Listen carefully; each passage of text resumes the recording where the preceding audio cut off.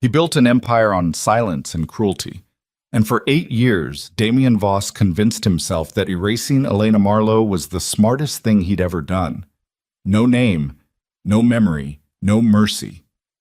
But the night he walked into a small neighborhood bakery and saw 3 children standing beside a woman he swore he'd buried in the past, the ground dropped out from under him. Their eyes hit him like a fist. He knew those eyes. He'd seen them every morning in the mirror for 41 years.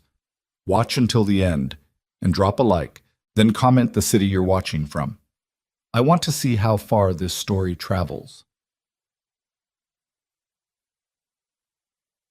The rain had been coming down for 3 hours by the time Damien Voss decided to step out of the car. He didn't need to be here. That was the first thing Marcus had said when Damien told him to pull over on Harwick Street, a narrow, forgettable stretch of the east side where the streetlights buzzed and the storefronts all had bars on their windows, except for one.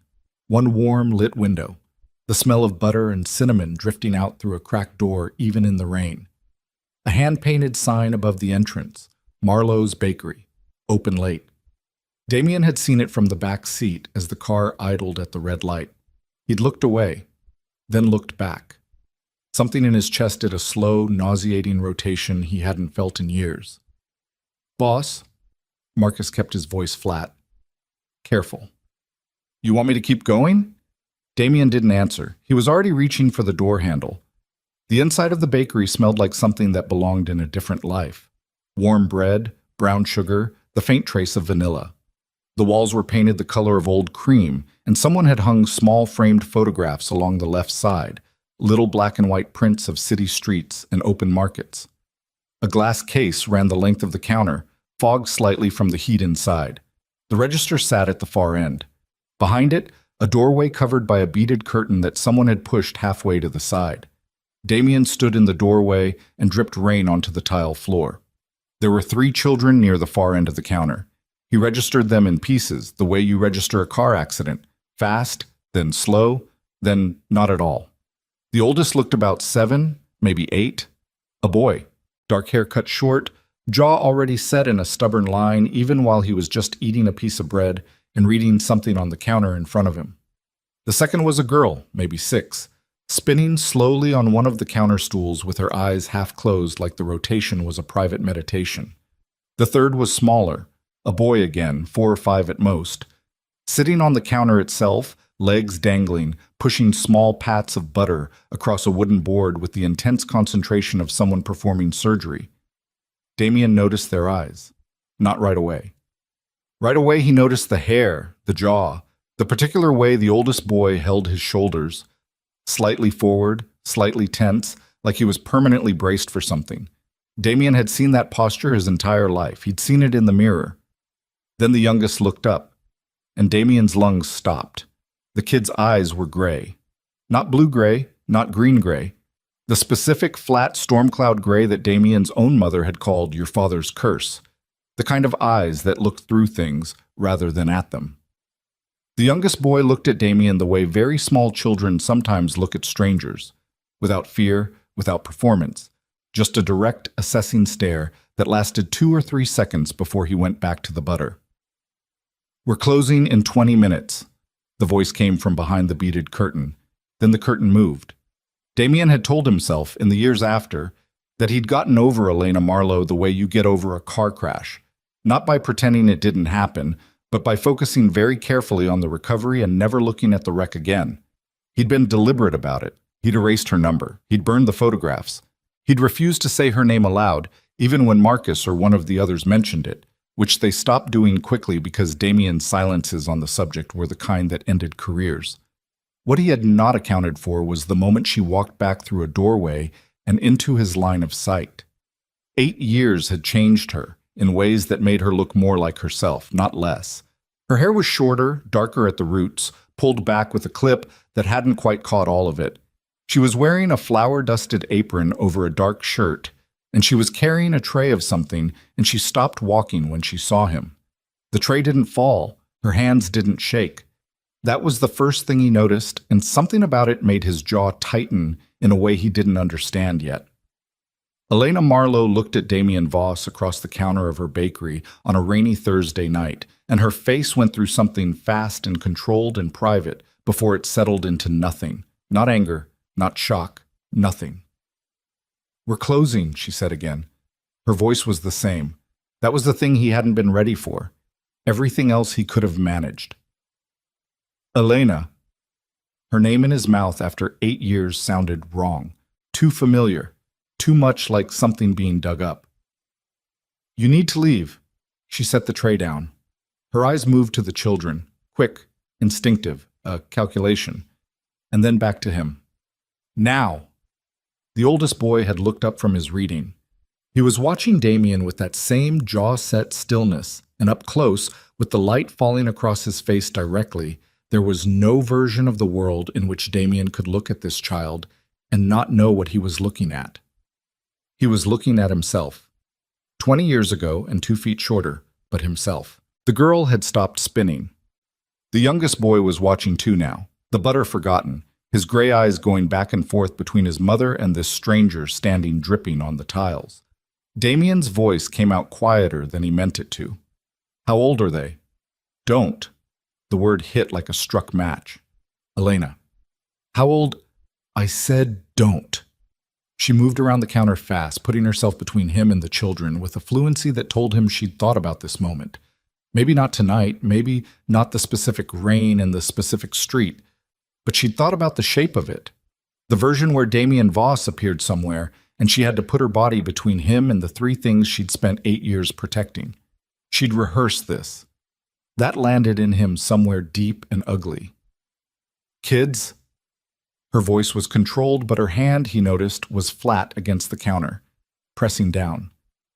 "Go to the back room. Take your books." "Mom." "Now, please. Take your brother." The oldest boy looked at Damien for another 2 seconds. That look, level, measuring, no fear in it.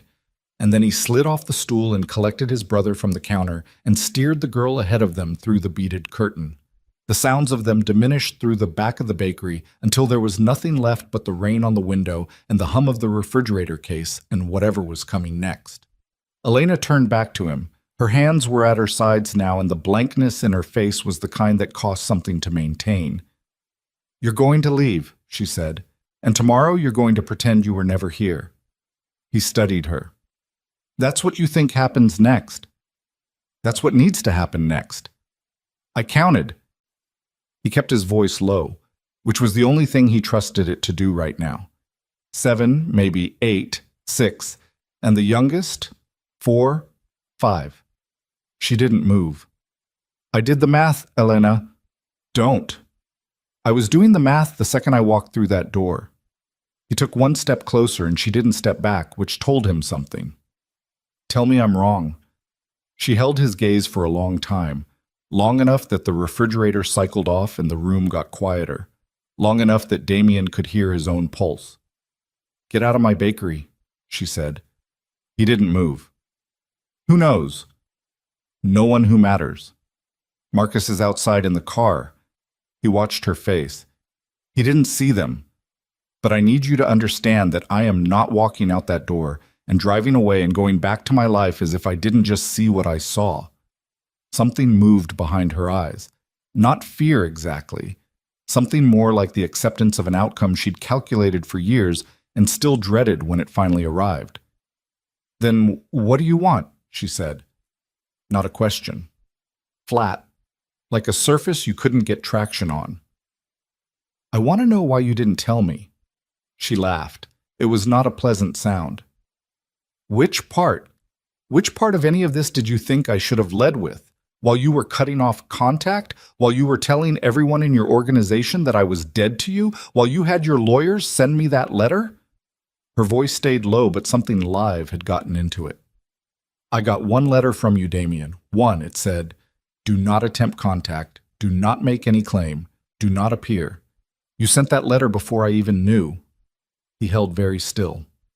"Before you knew what?" She looked at him. Then she turned away and braced both hands on the counter and looked at nothing. "You need to go," she said to the glass case.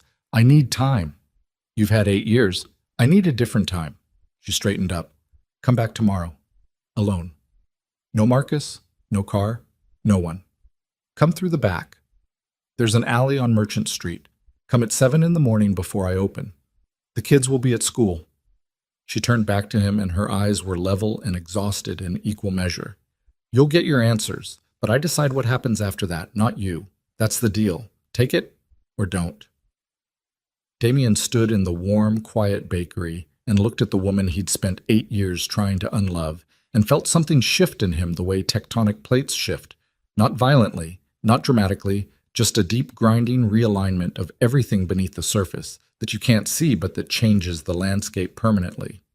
7 o'clock, he said. He walked out. The rain hit him the second he cleared the door, and Marcus was already out of the car and moving toward him, and Damien waved him off without looking at him. Drive, he said when they were both inside. What happened? Drive. Marcus drove. The city scrolled past the rain-blurred windows, and Damien sat with his hands flat on his knees and his jaw tight, and tried to do the thing he'd built his entire adult life on doing, controlling the space between what he felt and what he let show. Compartmentalizing, locking rooms. It was the skill that had built the Voss organization from 3 men and a loan sharking operation into the most feared network in the city. The ability to feel nothing on the outside while processing everything inside, slowly, coldly, without letting the emotion contaminate the calculation. He could not do it tonight. A boy with his jaw. A girl with Elena's mouth, but his coloring. And the youngest. The one with the gray eyes who had looked at him with no fear at all, the way very young children sometimes look at strangers before they've been taught to be afraid of anyone. 3 children. Damien pressed his knuckles against the bridge of his nose and breathed slowly through his mouth. 8 years ago, he had believed Elena had fed information to Vincent Caro, the man who ran the East Side Docks operation and who had been quietly building a case against Damien for 2 years. Someone had given Caro's people the ledger locations, someone inside his circle. The evidence had pointed to Elena, not obviously, not with her name on it, but through a chain of inference that Damien had followed to what felt like an ironclad conclusion, and he had reacted the way he always reacted to betrayal. Completely. Permanently. Without leaving room for doubt, because doubt was the thing that got men like him killed. He'd cut her off. 1 letter. Do not attempt contact. 4 months later, Caro was dead. A rival organization's bullet, nothing to do with Damien, and the case against the Voss network quietly collapsed without its primary architect. And Damien had moved on, because moving on was what you did when the alternative was standing in the wreckage and feeling the full weight of what you'd done. He had moved on very thoroughly. He told himself she was safe, that cutting her out had actually protected her, that Elena Marlowe, untethered from his world, was better positioned to build a life than she'd been inside it. He told himself this enough times that it had stopped feeling like a rationalization and started feeling like a fact. The bakery windows had been warm and yellow in the rain, her hands on the counter, pressing down. Not shaking. She'd looked at him the way someone looks at a weather event they've been watching on the radar for 8 years, knowing it was always going to make landfall eventually. Not surprised. Just braced. He made it back to the penthouse on the 42nd floor of the Voss building and walked straight through the living area to the window and stood looking out at the city, all its wet lights blurred and running in the rain below him. Marcus had the sense not to follow him in. He thought about the oldest boy's posture, that particular forward tension in the shoulders, the way the kid had looked at him. Direct, assessing, not hostile, but not soft either, calculating the variable. Deciding what something meant. 7 years old, maybe 8. Damien had been 7 when his father first brought him to a card game to watch. Not to play, not to participate, just to sit in the corner and observe. To understand that money moved in rooms like that, and men like his father moved with it. He'd sat in the corner for 3 hours with that exact tension in his shoulders, watching everything, saying nothing. The kid read. Damien had noticed that. The book, or paper, or whatever it was, open on the counter, the boy bent over it before he looked up. Serious reader. The way he'd moved to collect his siblings, efficient, no drama, older than 7 should mean. Damien pressed his forehead against the cold glass. She had kept them from him. She had made a decision, alone, and she had kept it for 8 years. He understood that part of him was furious about it. He understood that another part of him, the part that had seen Marcus's face and the faces of every man who worked for him, and understood exactly what kind of violence lived in those faces, and what it would mean for 3 small children to be connected to that world, that part understood why. Both things were true. He didn't know what to do with that yet. He slept 3 hours. When he woke up at 5 in the morning, he lay on his back in the dark and stared at the ceiling for a long time. Then he got up, dressed, and left before Marcus arrived for the morning shift. He took a cab to Harwick Street, walked 2 blocks to Merchant Street, found the alley she'd described, narrow, smelling of wet concrete and old restaurant grease, a dumpster near the entrance and a rusted steel door at the back marked with a small painted flower that someone had put there years ago and which was now mostly gone. He got there at 6:45 and stood in the alley in the cold and waited. At 7 exactly, the door opened. Elena was wearing the same dark shirt but a different apron. She had a cup of coffee in each hand. Not as an offering, he realized, just because she'd been in the middle of making it when it was time to come to the door. She looked at him for a moment, then stepped back to let him in. The back of the bakery was different from the front, functional. 2 large ovens, stainless steel work tables, racks of pans, bags of flour stacked against the wall. The smell was the same, warm, sweet, underlaid with something yeasty and alive. She set both coffees on the nearest work table and leaned against the table with her arms crossed. "Sit if you want," she said. "I'm fine." "Then I'll sit." She pulled a stool from under the table and sat down. She was tired. He could see it in the set of her shoulders, the specific flatness of someone who hadn't slept. He wondered if she'd slept at all. "Their names," he said. She looked at him. "I want to know their names." She was quiet for a moment, then, "Owen, the oldest, he's 8. Lily is 6, and the youngest is Calvin, but he won't answer to it." Owen, Lily, Cal. He had 3 children, and their names were Owen, Lily, and Cal. And he had not known them this morning when he woke up, and he had not known them the morning before that, and he had not known them for 8 years of mornings. Something went through him that he didn't name. "I need you to tell me the whole thing," he said, "from the beginning." Elena wrapped both hands around her coffee cup and looked at the far wall. "When did you figure out it was me? Who told you I was the one who leaked to Caro?" He hesitated. "Rourke." She closed her eyes briefly. When she opened them, something had settled in her face. Not satisfaction, more like the grim confirmation of something she'd suspected for years. "I knew it was him. I didn't have proof, but I knew." He had documentation, timestamps on messages, a contact who testified that a woman matching my description met with one of Caro's men at the Blue Harbor bar. She looked at him. "I know. I was told afterward, by someone who still had contact inside your organization." Damien felt the stillness come over him the way it always did when something shifted in a calculation. "Who?" "It doesn't matter. It matters to me. Nothing that matters to you gets to be the priority in this conversation." She said it without heat, which made it land harder. "I'm telling you what happened. You can react afterward." He pressed his jaw tight and nodded once. Elena looked at her coffee cup. "I didn't leak to Caro. I want that said out loud, clearly, in this room. I never spoke to anyone in his organization. I never sold anything or passed anything or made any contact that could have led to that ledger." She looked up at him. "But someone needed me to look like I did. And they needed you to believe it. And they needed you to cut me off before I could find out what was actually happening." Damien's voice was careful. "Why?" "Because I was about to find something out." She stood up, couldn't stay on the stool, needed to move, and walked to the far end of the work table. "I was looking into the East Side Docks accounts. Not for Caro, not for anyone outside your organization. For you. Because I'd found a discrepancy, a routing pattern that didn't match anything in the official ledgers. Money moving in amounts too clean, too regular, too invisible to be anything except intentional. Someone inside was skimming, not small amounts, not petty theft. Serious money, over serious time." Damien said nothing. I was 3 days from having enough to bring it to you. I was careful. I was quiet. I didn't tell anyone what I was looking at. But someone knew anyway. She turned back to him. The day after I found the second ledger pattern, Rourke came to your office. I don't know what he said to you. I never found out what story he told. All I knew was that a week later, I got your letter. The weight of it moved through the room like a change in air pressure.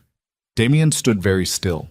His hands were at his sides, and he was doing the thing, the controlled processing, the slow, cold calculation. But underneath it, something was starting to give way, and he could feel it. You were pregnant, he said. It wasn't a question. I didn't know yet. I found out 6 weeks after the letter. She met his eyes. I didn't try to contact you. I know that's what you're thinking, that I should have found a way regardless of what the letter said. And maybe you're right. But I was 27 years old, and I'd just been accused of something I didn't do by the man I'd spent 3 years giving everything to, and I was pregnant, and I had learned something about someone inside your organization who had enough power to frame me convincingly. She paused. I was scared. I'm not ashamed of that. I was scared for myself, and I was scared for what was growing inside me, and I made a decision about what the danger was, and I got out. Damien looked at her for a long time. You could have told me when they were born. And then what? You'd have done what? Brought them inside? Into your world where the same person who had me removed was still sitting at your table? Her voice stayed level, but the effort was visible.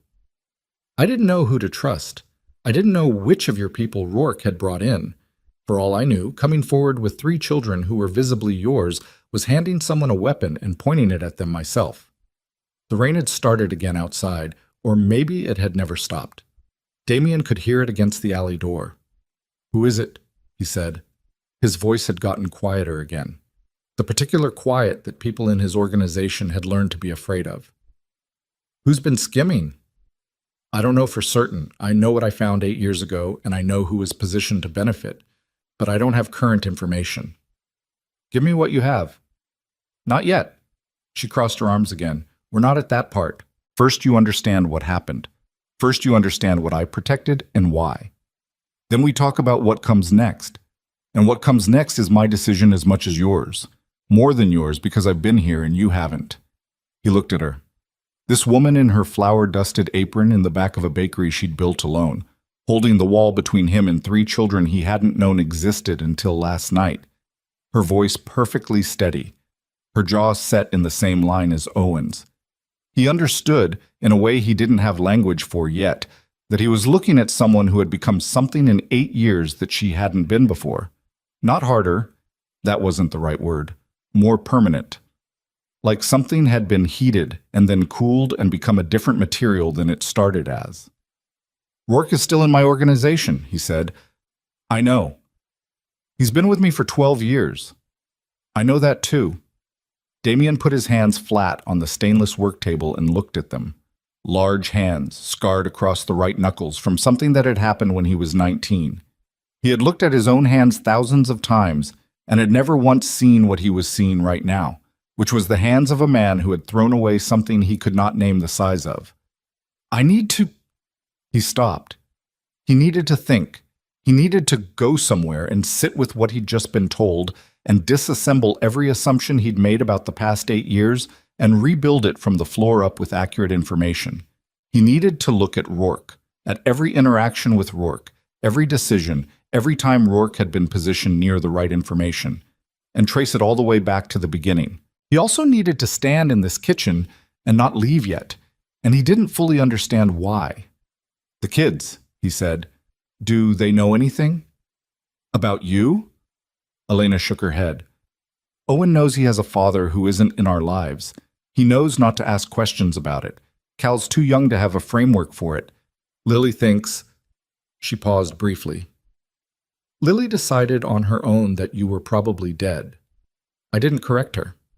Something in that hit him in the sternum, blunt and heavy. She decided you were dead, he said very quietly, and you didn't correct her. Elena's face didn't change, but something moved behind her eyes. What was I going to tell her? The truth? That her father decided I was a traitor and erased us? She's 6. She's 6 and she thinks I'm dead. She's fine. She's a happy kid. She doesn't lie awake grieving you if that's what you're worried about. She just sorted the information into a category that made sense to her and filed it and moved on. A pause. She's very practical, gets it from somewhere. He looked at her. She looked away. I have to open, she said. I have deliveries coming at 7:30. I'll come back. I know you will. She sounded resigned to it the way you're resigned to weather. Bring coffee. I'll have run through mine by the time you get back. He walked out through the alley door. Behind him, he heard the lock click into place. He stood in the alley in the rain for a moment, not moving. The city noise was starting up. Distant traffic, a delivery truck somewhere, a dog. All the ordinary sounds of an ordinary morning in a city that had no idea what had just happened in a bakery kitchen on Merchant Street. Damien Voss had 3 children. He had 3 children, and someone inside his organization had taken them from him before they'd even drawn their first breaths. And that person had sat at his table for 8 years and looked him in the eye and continued to operate, had continued to skim, had continued to exist inside the structure Damien had built, protected by the same wall of silence and fear that Damien had constructed around himself. Damien started walking. He had work to do. The kind of work he'd built his life on. Slow, methodical, total. Find the thread. Pull it carefully. Don't let anyone see you pulling. Follow it all the way to the knot. He was 3 blocks from Merchant Street when his phone rang. Marcus. Where are you? The car's at the building. You're not here. Change of plans, Damien said. I need the Caro files. Everything from 8 years ago, the investigation, the informant reports, the timeline of contact. Silence. Boss, those files are... I know where they are. I archived them myself. Get them out. Another silence. You want to tell me what's going on? Damien thought about Elena's hands on the counter, Owen's jaw, the youngest boy's gray eyes looking at him without fear. Not yet, he said. Get the files. He hung up. The rain was cold and steady, and he walked through it without putting his collar up, feeling it against the back of his neck, and somewhere in the back of his mind, in the part that was always calculating, always 3 moves ahead, a question he hadn't thought to ask yet began to take shape. Rourke had known Elena was close to finding the skimming operation. Rourke had moved against her fast and efficiently, with planted evidence and a convenient witness and 8 years of silence after. That level of preparation didn't happen overnight, that kind of insurance policy. A woman positioned to take the fall, documentation ready. A witness with a credible story that was built over time. Which meant Rourke had known for a long time that Elena might find it, which meant he'd known what Elena had access to, which meant he'd been watching. Damien stopped walking in the middle of the sidewalk. If Rourke had been watching Elena 8 years ago, if he'd been aware enough of her movements to frame her before she could bring evidence to Damien, then Rourke had also known she was pregnant. And if Rourke had known she was pregnant and had still let her leave, the calculation landed and hit the bottom of him like something dropped from a height. Rourke had let her leave because 3 children connected to Damien Voss were more useful as a future threat than as a past problem. Because someday, in some version of some negotiation or some crisis, knowing where Damien's children were, knowing they existed at all, was leverage. Damien was moving again before he'd fully completed the thought. He needed the files. He needed to trace 8 years of Rourke's movements inside his organization. He needed to understand what had been taken, what was still being taken, and how deep this went. And he needed to do all of it without Rourke knowing he'd been made. Because the second Rourke understood that Damien had found Elena and had stood in that kitchen and heard 8 years of truth in one morning, the bakery on Harwick Street would stop being a safe place. Damien's pace had changed. The people on the sidewalk moved out of his way without knowing why. Something in the way he walked, the quality of his attention. He'd been told about it by people who knew him well enough to say it out loud. When Damien Voss went into that particular stillness, the one that looked like calm but wasn't, everyone nearby understood on some animal level to get out of the way. He reached the corner of Merchant and 5th and pulled out his phone again. He called a number he hadn't used in 2 years. It rang 4 times before a woman answered, her voice sleep-rough and suspicious. It's Voss, he said. I need everything you have on a name from 8 years ago. Caro investigation, witness accounts, specifically the woman at Blue Harbor. A long pause. That's old ground. Dig it up anyway.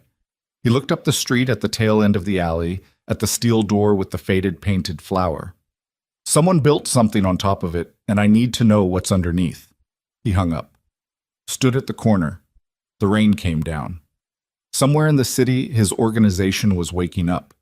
His people were moving through their routines, collections, distributions, meetings, the 1,000 ordinary mechanisms of a world built on controlled force and deliberate silence. Rourke was probably at his desk by now, or on his way to it, conducting whatever version of his day he'd been conducting for 12 years, and none of it had changed yet. But it was about to. Damien felt it the way you feel the change before a serious storm. Not in the air exactly, but in some barometric shift behind the sternum, the sensation of pressure building toward an event you can't stop and are no longer certain you want to. He had been wrong about Elena Marlowe. He had been spectacularly, irreversibly wrong, and the cost of that wrongness had been 8 years and 3 children, and whatever Elena had become in the absence of anything he'd offered her. He could not fix that. He understood, with the cold part of his mind that handled such assessments, that there were things that could not be fixed, only worked around and accounted for. What he could do was the other thing. He could find the thread. He could pull it. He could follow it all the way to the source and close his hand around what was there. That, at least, was something he knew how to do. His phone buzzed. Marcus. Files are out. Office. When you're ready. Damien put the phone in his pocket. He started walking. A block away, the bakery was beginning its day. Lights bright in the window, the smell of something baking already reaching the street. And somewhere behind that warm, fogged glass, a woman was telling herself this was manageable, that she'd gotten through 8 years and she could navigate this too, that Damien Voss back in her life didn't have to mean the collapse of everything she'd built. She wasn't wrong, exactly, but she didn't know yet what Damien had figured out at the corner of Merchant and Fifth. She didn't know that Rourke had watched her for 8 years, that he'd kept her location and kept her secret not out of mercy but out of patience, waiting for the moment it became useful. She didn't know that the threat she'd been running from hadn't stayed behind when she left. It had simply waited, and Damien didn't know yet that by the time he got back to his office and started pulling at the Rourke thread, someone would already have told Rourke about a black town car idling on Harwick Street last night in the rain, parked in front of a small bakery with a warm yellow window. Rourke always had people watching. That was the thing Damien was about to remember. Too late, or possibly just in time. The files were spread across the conference table by the time Damien got back. Marcus had pulled everything. 6 manila folders, 2 bound reports, a thumb drive with digital copies of correspondence that had been archived and then deliberately buried under 3 layers of organizational restructuring. Damien stood at the head of the table in his wet coat and looked at it all. "You want coffee," Marcus said. It wasn't really a question. "Close the door." Marcus closed the door, then he stood near the window with his arms crossed and waited. He was good at waiting. It was one of the things Damien had always valued in him, the ability to occupy a room without filling it. Damien sat down and opened the first folder. The Caro investigation summary. He'd written most of it himself 8 years ago. A clinical accounting of what had been compromised, what had been exposed, and what actions had been taken in response. He read through it now with the particular attention of someone looking at a document they wrote while operating on false information. Every sentence became suspect. Every conclusion had to be held up and examined from the back. The witness statement was on page 4. A woman, described as approximately 25 to 28 years old, dark hair, medium height, met with a known Caro associate at the Blue Harbor bar on a Tuesday evening in October. The meeting lasted 40 minutes. The associate was identified as a conduit for information transfers. The witness, a Voss organization peripheral contact, name redacted, had seen the woman enter with a folder, leave without it. Damien read it 3 times. Then he sat back. "The Blue Harbor witness," he said. "The statement in the Caro file. Who processed it?" Marcus shifted his weight. "I'd have to check the intake logs." "Check them." Marcus moved to the secondary table where his laptop was set up. Damien listened to the keyboard without looking at it. He was looking at the witness statement again, at the physical description. Dark hair, medium height, 25 to 28. Elena had been 27 in that October. Dark hair, medium height. He thought about what she'd said in the kitchen, a woman matching my description. Not Elena specifically, a description that matched Elena, which meant the witness had described someone who could have been Elena, not someone who was confirmed to be Elena. And Rourke had built an evidentiary chain on top of that description and brought it to Damien as certainty. Intake log on the Blue Harbor witness statement, Marcus said, processed by Rourke's assistant at the time, a man named Devereaux. He's not with us anymore. Damien looked up. Where is he? Died, car accident 5 years ago. The silence in the room changed quality. How convenient, Damien said softly. Marcus turned from the laptop and looked at him with the expression of a man who is beginning to understand the shape of something without knowing all its contents yet. You want to tell me what happened last night? Damien stood up and walked to the window. The rain had stopped, but the streets below were still wet, everything reflecting the gray morning sky in broken pieces. He put his hands in his pockets. The bakery on Harwick Street, he said. Marlowe's Bakery. Marcus went very still. Elena owns it, Damien said. Has for about 6 years, I'd guess. Before that, she was somewhere else. I don't have all of it yet. She's been in the city the whole time. Damien, she has 3 children. He kept his eyes on the street below. A boy, 8, a girl, 6. And the youngest is 4. A boy. The silence went on long enough that Damien turned to look at him. Marcus's face had done something complicated and was now trying to reassemble into professional neutrality. He wasn't quite getting there. Are they? Yes. A long exhale through the nose. Christ. I talked to her this morning, before you got in. Damien moved back to the table. The witness statement is manufactured. Rourke built the case against her. She was close to finding an internal skimming operation, and someone moved to discredit her before she could bring it to me. The witness who confirmed her identity is dead. The assistant who processed the statement is dead. He paused. The person who brought me the accusation is currently in his office on the 7th floor. Marcus sat down heavily in the nearest chair. He was a large man, not given to visible reactions, and watching him absorb this was like watching a building settle after something structural had shifted. The skimming, is it still active? I don't know. I need to look at the accounts. If you start pulling account records, Rourke will know someone is looking. I know. He has friends in the financial team, Paletti at minimum, probably others. I know that too. Marcus rubbed the side of his face with one hand. You're going to need to do this very quietly. That's why I'm telling you, and not anyone else. Damien looked at him directly. This stays between us until I know how far it goes.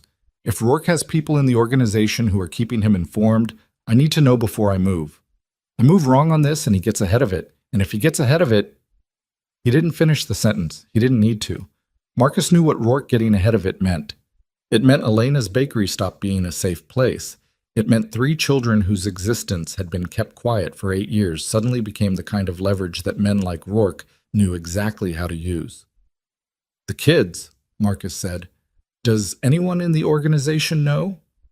Not yet. I'm almost certain Rourke knew about the pregnancy 8 years ago and let her leave with it, kept it as an insurance policy. He watched Marcus's expression and saw the same calculation arrive. He's had 8 years to watch her, to know where she is, to maintain that lever.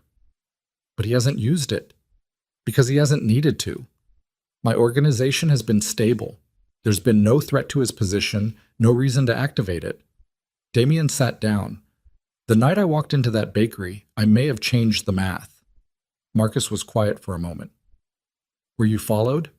Damien thought about the town car on Harwick Street, the idling engine, the warm yellow window. Marcus had been sitting out front for 20 minutes while Damien was inside. He hadn't been thinking about surveillance. He'd been thinking about gray eyes and flour-dusted aprons, and a woman pressing her hands flat against a counter to keep them from shaking. Possibly, he said. The word tasted like a mistake being acknowledged. Marcus stood up. The shift in him was visible. From the man absorbing difficult information to the man who had spent 15 years managing the operational consequences of difficult situations. I'll check the street cameras on Harwick for last night, discreetly. I know someone in traffic management who doesn't ask questions. Do that. And I need a secondary location, somewhere clean, not connected to me or the organization. If I need to move Elena and the children, I'll have 3 options by tonight. Damien nodded. Nothing on paper, nothing through the usual channels. Understood. Marcus picked up his jacket from the back of the chair. What are you going to tell her when you go back? Damien looked at the files spread across the table. The manufactured witness statement, the convenient death of the man who'd processed it, 12 years of Rourke sitting at his table and looking him in the eye. The truth, he said. All of it. She deserves that much. Marcus paused at the door. And the kids? What are you going to do about the kids? Damien didn't answer right away. He thought about Owen bent over his reading with his shoulders set in that forward tension. Lily spinning on the counter stool with her eyes half closed. Cal with his gray eyes and his butterboard, looking at a stranger in the doorway with complete composure. I don't know yet, he said. I'm figuring that out. Marcus left. Damien sat with the files and the wet street view and the particular weight of a morning that had already rearranged most of what he thought he understood about the last 8 years. He should eat something. He hadn't eaten. He thought about the bakery and then stopped thinking about the bakery because that line of thinking wasn't useful yet. He pulled the account files toward him and started at the beginning. It took him 4 hours to find the first thread. It was small, a routing discrepancy in the Eastside Docks accounts, almost invisible against the volume of legitimate transactions, a number that appeared twice where it should have appeared once, with a 6-hour gap between entries, the kind of error that looked like a clerical duplicate unless you were looking for it specifically, unless you already suspected it was there, unless someone 8 years ago had pointed you at this particular thread and told you to pull. Elena had found this. She'd sat with these accounts and found this exact pattern and had been 3 days from bringing it to him. He kept pulling. By the time Marcus came back at noon with a sandwich Damien didn't remember asking for, and a look on his face that had gone carefully controlled, the picture on the table had gotten worse. The camera's on Harwick, Marcus said. He set the sandwich down and remained standing. Last night, between 8:45 and 9:15, there's a silver sedan. Plates are clean, registered to a holding company, but the holding company is connected to Rourke. Marcus nodded once. Connected to a company connected to Rourke. 2 removes. But it's there. Damien set down his pen. He had someone on the street. He said it aloud because saying it aloud made it real and made it something that required a response. Last night, when I went in, he had someone on Harwick Street, which means he knows you were there, which means he's known since last night. Damien looked at the clock. It was 12:15. He'd been here since 8 in the morning. Elena had opened the bakery at 7:30. She'd had deliveries and customers in a normal morning, and she had no idea. Where are the children during the day? School, you said. Which school? I don't know. Find out. Quietly. And I need the secondary location tonight, not tomorrow. He was already standing, already calculating the fastest route back to Harwick Street. If Rourke had someone on the street last night, Elena is not safe in that bakery. Damien, Marcus's voice had the quality it got when he was about to say something Damien wasn't going to like. If you pull her out of the bakery in the middle of the day, Rourke will know you've connected it. Right now, maybe he thinks it was a coincidence, you passing by. He might not be certain about what he saw. Damien stopped. He hated that Marcus was right. He hated it with a specific intensity that had everything to do with the image of Elena behind her counter and nothing to do with tactical calculation, and he forced himself to separate those two things because conflating them was exactly the kind of error that got people killed. Tonight, he said, after close. She closes at 8. I'll be ready. I'll go alone. Marcus opened his mouth. Alone, Damien repeated. Rourke's man saw a town car last night. I go back in a cab, on foot, nothing that signals organization movement. He may be watching, but he won't have the same coverage during the day. He'd have to increase his surveillance significantly, and that kind of increase takes time to arrange. And if he's already arranged it? Then we'll deal with that when we get to it. Marcus looked at him for a long moment. You're going to tell her tonight. Yes. About Rourke. About everything. He picked up his jacket. I need to make 2 calls this afternoon. Private calls. Not through the office line. I'll use the secondary phone. The Devereaux connection. You're going to try to trace the original witness. Devereaux is dead. But he had a family, a wife, I think. I vaguely remember something.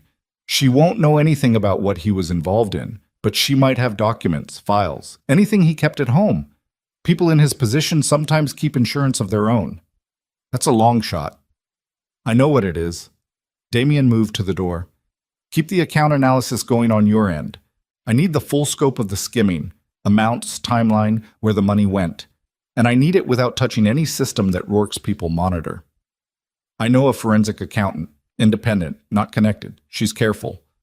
Use her.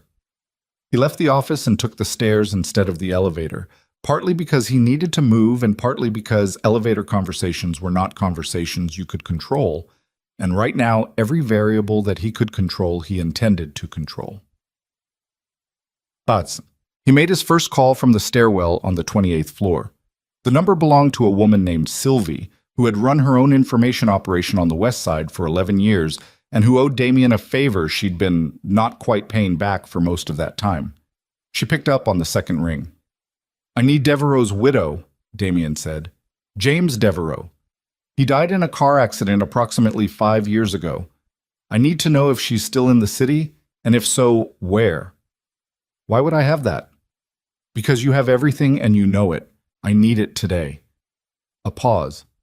The sound of something being moved around. This is going to cost. Name it. She named it. He agreed. She said she'd call back in 2 hours. He made a second call from a different stairwell, 3 floors down. This one was shorter. He called a number connected to a property management company that had been quietly acquiring residential buildings in the northern districts for 4 years. The man who answered knew Damien's voice and didn't require an explanation. He simply confirmed that a unit in a building off Kavanaugh Street was available, secure, and unfurnished. Damien told him to furnish it. The man said he'd need 48 hours. Damien said he had 24. Then he went back to the files. Sylvie called at 3:15. Margaret Devereaux. Goes by Maggie. She's in the city. North side, Pepper Street. A walk up above a laundromat. She works at a pharmacy on the same block, afternoons only. She's not connected to anything. Completely clean. Did he leave anything? Papers, files, anything kept outside the office? That I can't tell you from here. A pause. She was bitter about the car accident, disputed the settlement from the insurance company for 2 years before dropping it.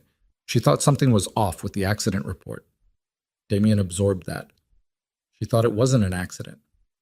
She stopped pursuing it, but she thought it. Another pause. Be careful with her. She's been through things. He thanked Sylvie and hung up. He sat for a moment with the phone in his hand. A man who had processed a fabricated witness statement against Elena, who had died in a car accident 5 years later, whose wife believed the accident wasn't an accident. The thread kept connecting. He needed to go see Maggie Devereaux, but not today. Today was already stretched to its limit, and he couldn't afford to be seen near anyone connected to the Caro investigation until he had a better picture of who was watching what. At 4:30, he forced himself to eat half the sandwich Marcus had left, which was cold and which he didn't taste. At 5:15, Marcus appeared in the doorway with his jacket on and the look of a man who had found something he'd rather not have found. The accountant, he said. The skimming operation. He came in and closed the door. It's not 8 years. It's older. She found routing patterns going back at least 11 years, before Elena even showed up. 11 years. 12 years since Rourke had joined the organization. He started almost immediately, Damien said. Almost immediately. Small amounts at first, then larger, then... Marcus stopped. There's a second account. A holding structure that doesn't connect back to any of the Voss operational accounts directly. It connects instead to a real estate development company in the Southern District. How much? Marcus told him. Damien was quiet for a very long time. The number was large enough to fund a competing organization, large enough to buy significant protection, large enough to make Rourke, if it came to an open conflict, a threat of a different magnitude than a disloyal lieutenant. It made him not a thief but a rival, someone who had spent 12 years building infrastructure inside the structure Damien thought he controlled, using Damien's own money to do it.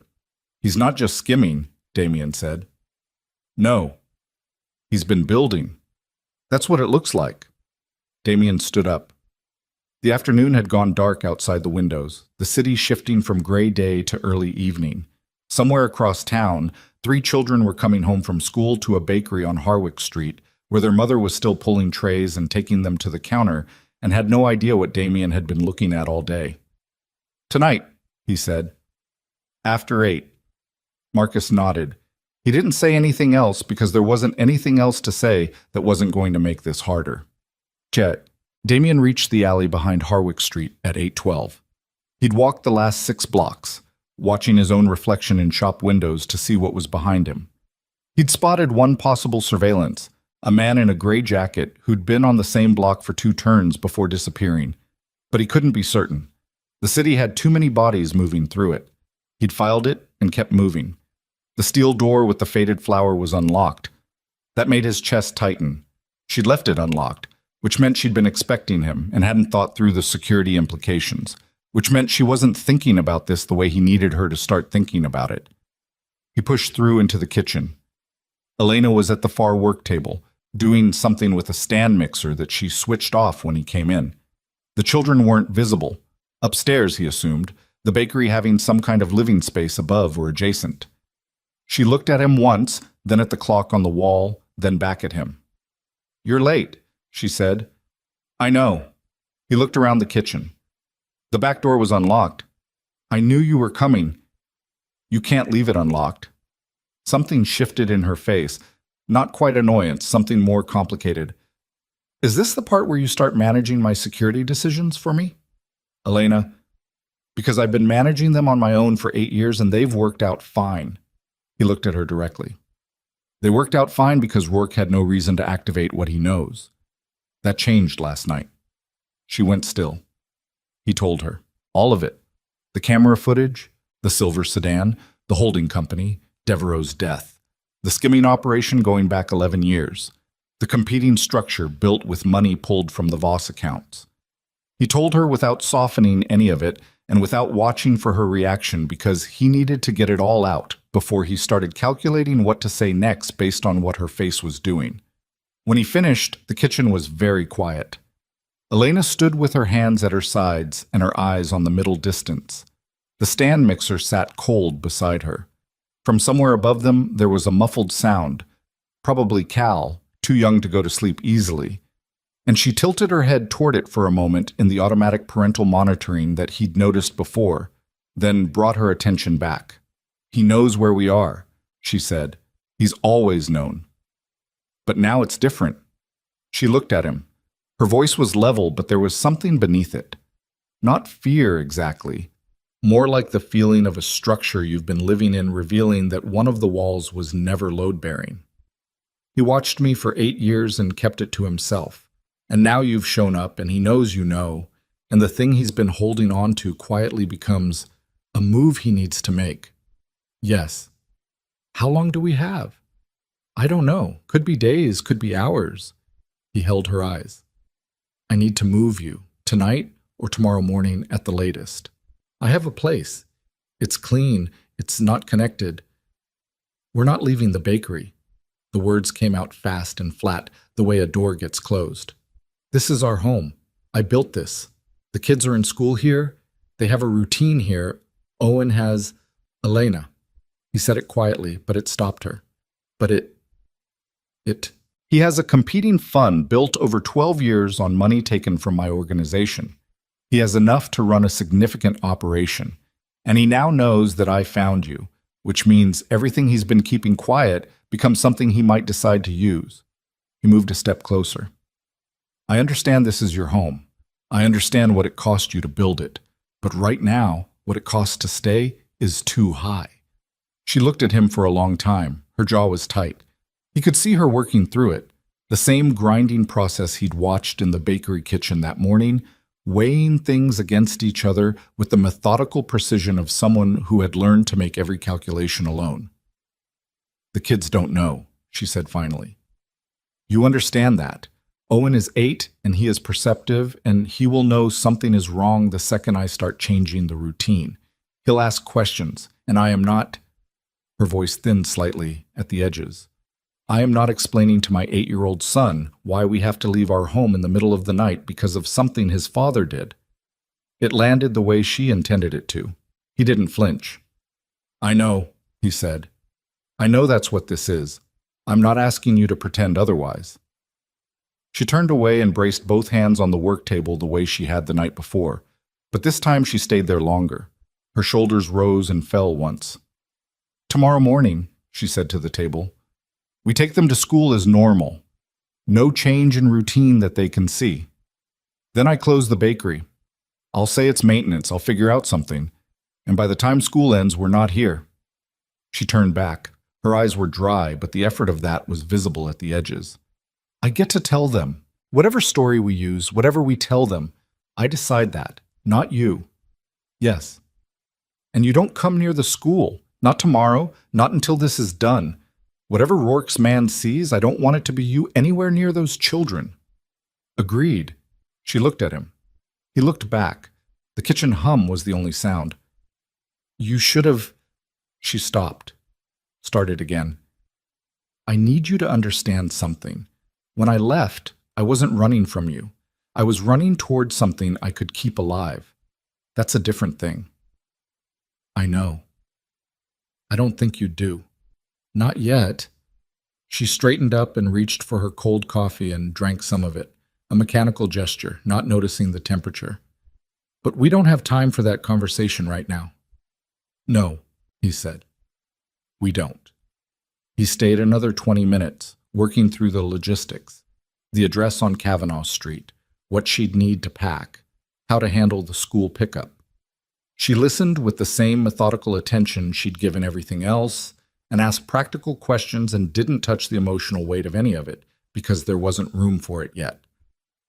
When he left through the alley door and heard the lock click behind him, he stood in the dark for a moment. His phone buzzed.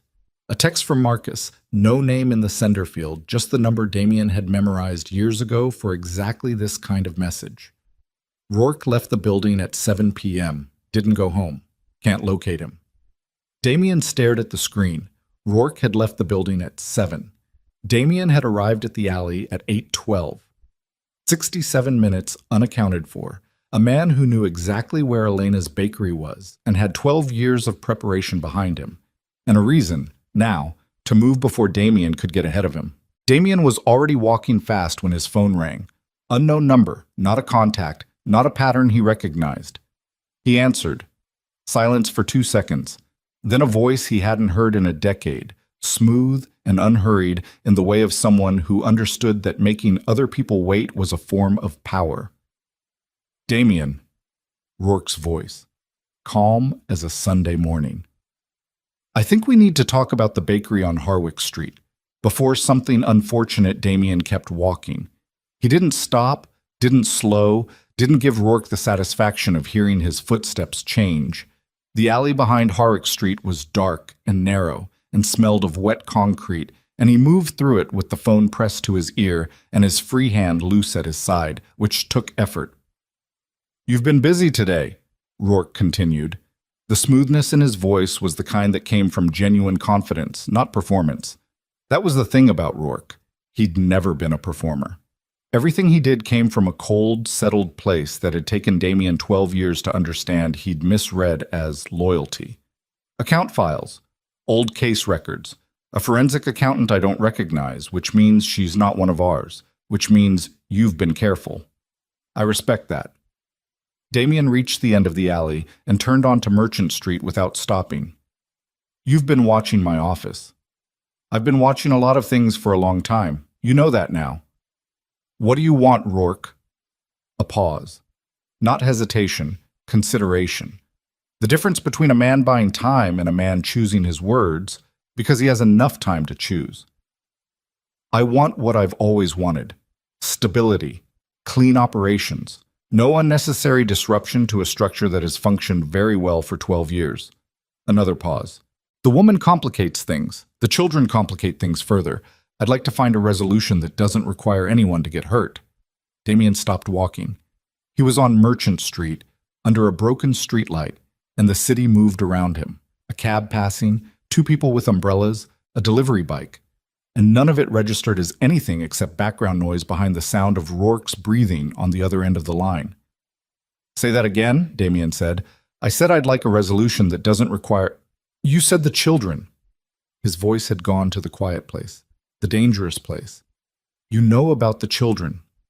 Damien, almost gentle, almost sorry. "I've known about the children since Elena was 4 months pregnant.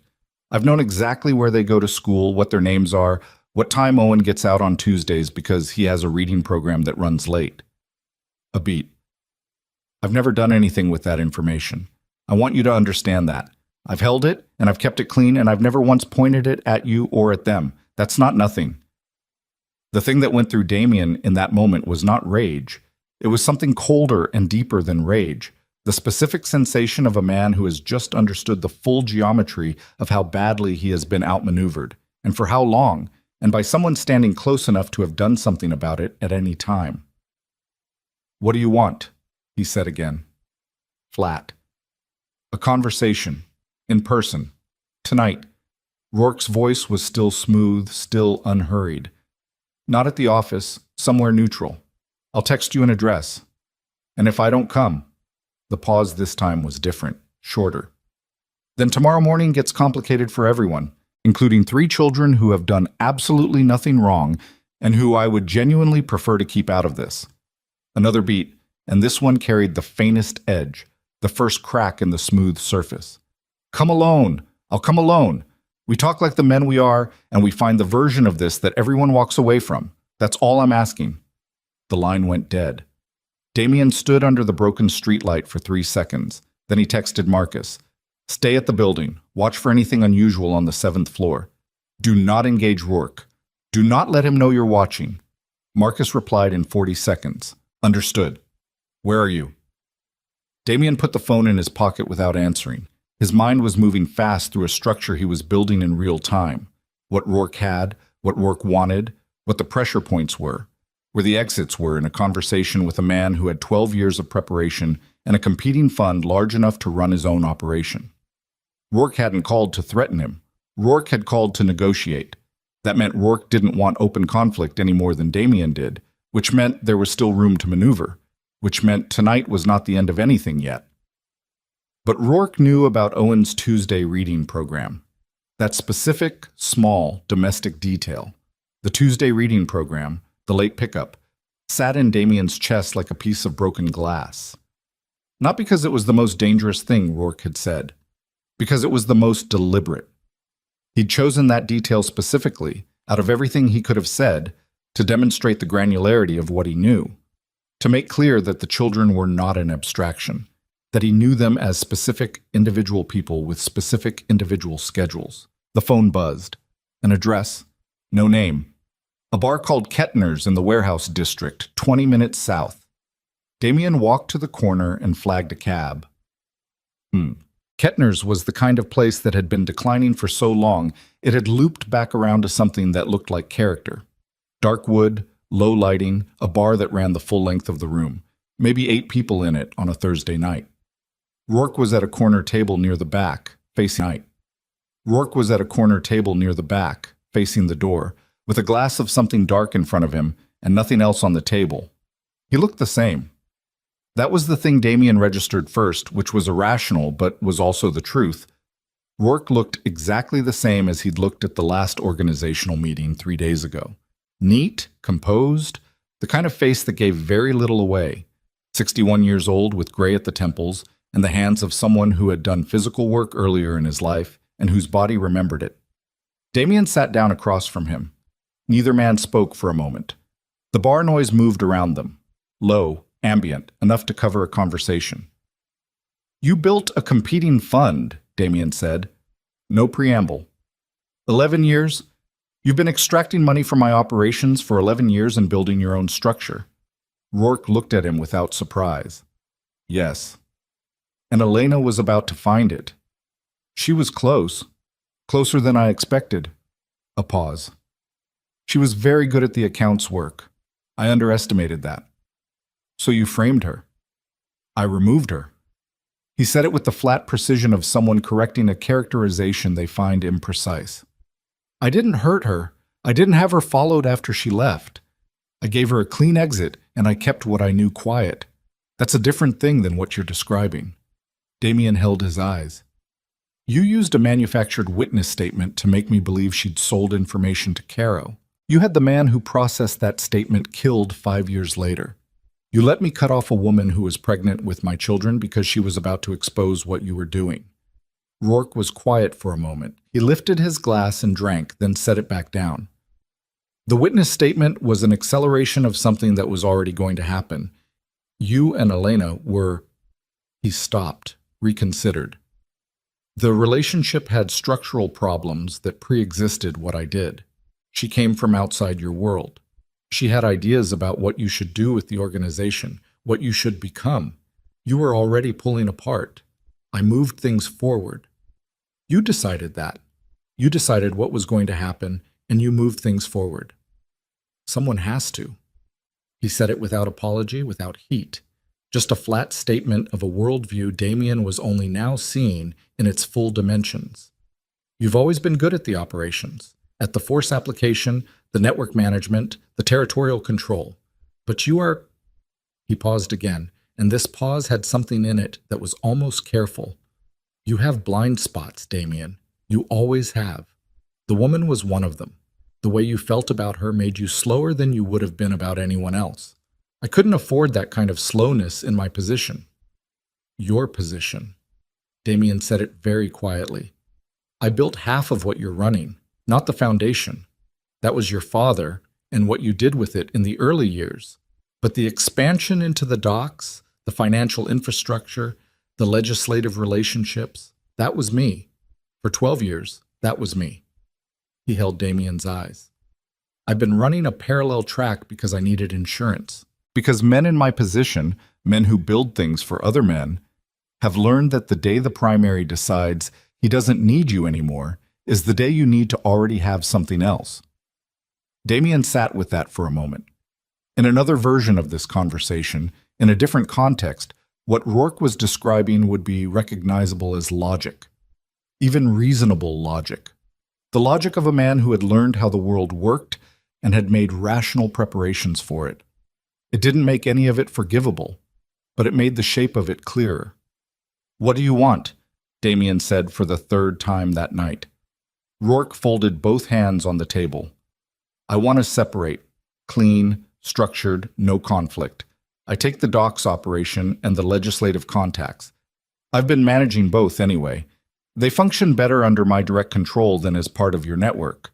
You keep everything else. We establish a boundary, and we both stay on our side of it. He paused. I dissolved the competing fund, formally. The money that came from your operations goes back into a neutral account that I don't touch. You can audit it. You can verify it. I'm not asking for the money. I have enough. I'm asking for the territory and the clean exit. Damien said nothing. In return, Rourke continued, the bakery stays off the table. Elena and the children stay in the city, undisturbed. Whatever you decide to do about them personally is your business. But the information I have about them, the school, the routine, all of it, disappears. I burn it, and I walk away from it.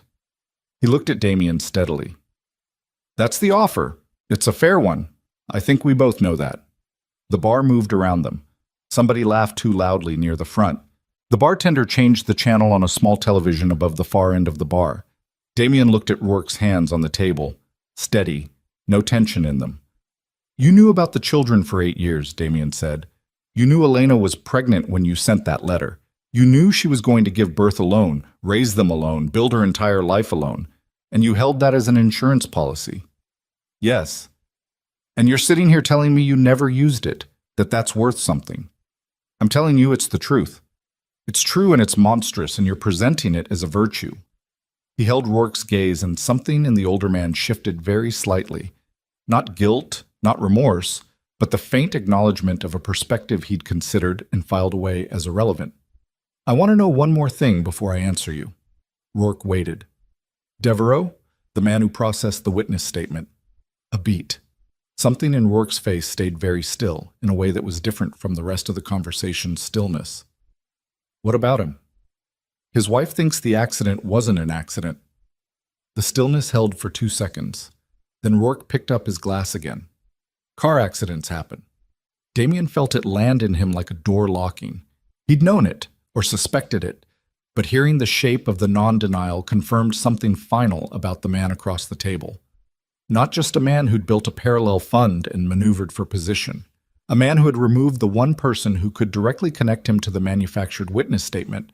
A man who had made a calculation about a person's life and acted on it with the same cleanness he'd brought to everything else. I need time to consider, Damien said. The offer. Rourke nodded. I expect that. I'll give you until tomorrow noon. He started to stand. Rourke. The word came out before Damien had fully decided to say it. Rourke stopped. If anything happens to Elena or those children before noon tomorrow, the offer goes away. The conversation goes away. Everything that's on the table right now burns. He held the older man's eyes. I want that understood. Rourke looked at him for a moment. Then he nodded once, put on his jacket, and walked out. Damien sat at the corner table and didn't move for a long time. He called Marcus from outside the bar. Rourke came back to the building, Marcus said before Damien could speak. 40 minutes ago. He's in his office. He hasn't done anything unusual. He won't. Not tonight. Damien walked south away from Kettner's, needing the movement. He made an offer, territory split, the docks and the legislative contacts in exchange for a clean exit and a formal separation. Silence.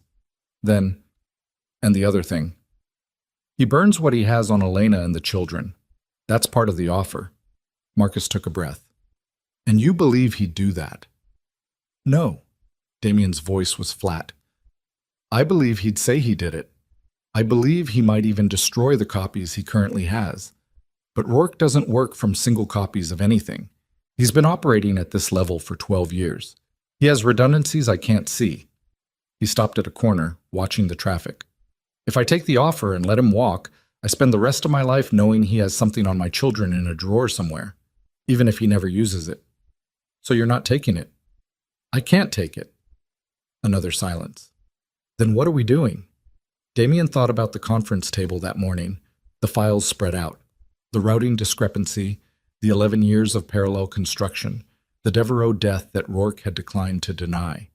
He thought about Elena in her kitchen, braced against the work table with her hands flat on the surface.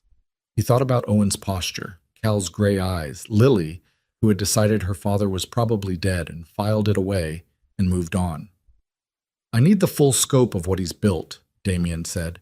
Everything your accountant found and anything beyond it. I need the legislative contacts, names, amounts, the nature of the relationships. And I need Maggie Devereaux, tomorrow morning before noon. I need to know if her husband kept anything at home. That's a tight window. I know what the window is, Marcus. A pause. If you're going to move against Rourke, you need to know who else in the organization is part of it. Moving against him without knowing that is, I know.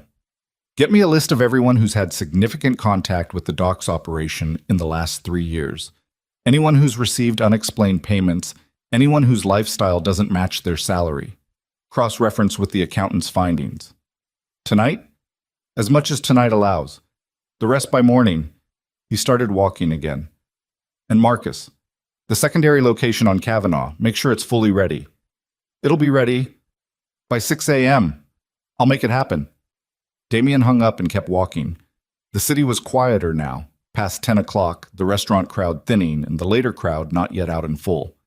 He walked without destination for several minutes, processing the conversation at Kettner's, turning it over the way you turn over a structural problem, looking for the load-bearing elements, looking for where the weight was actually resting.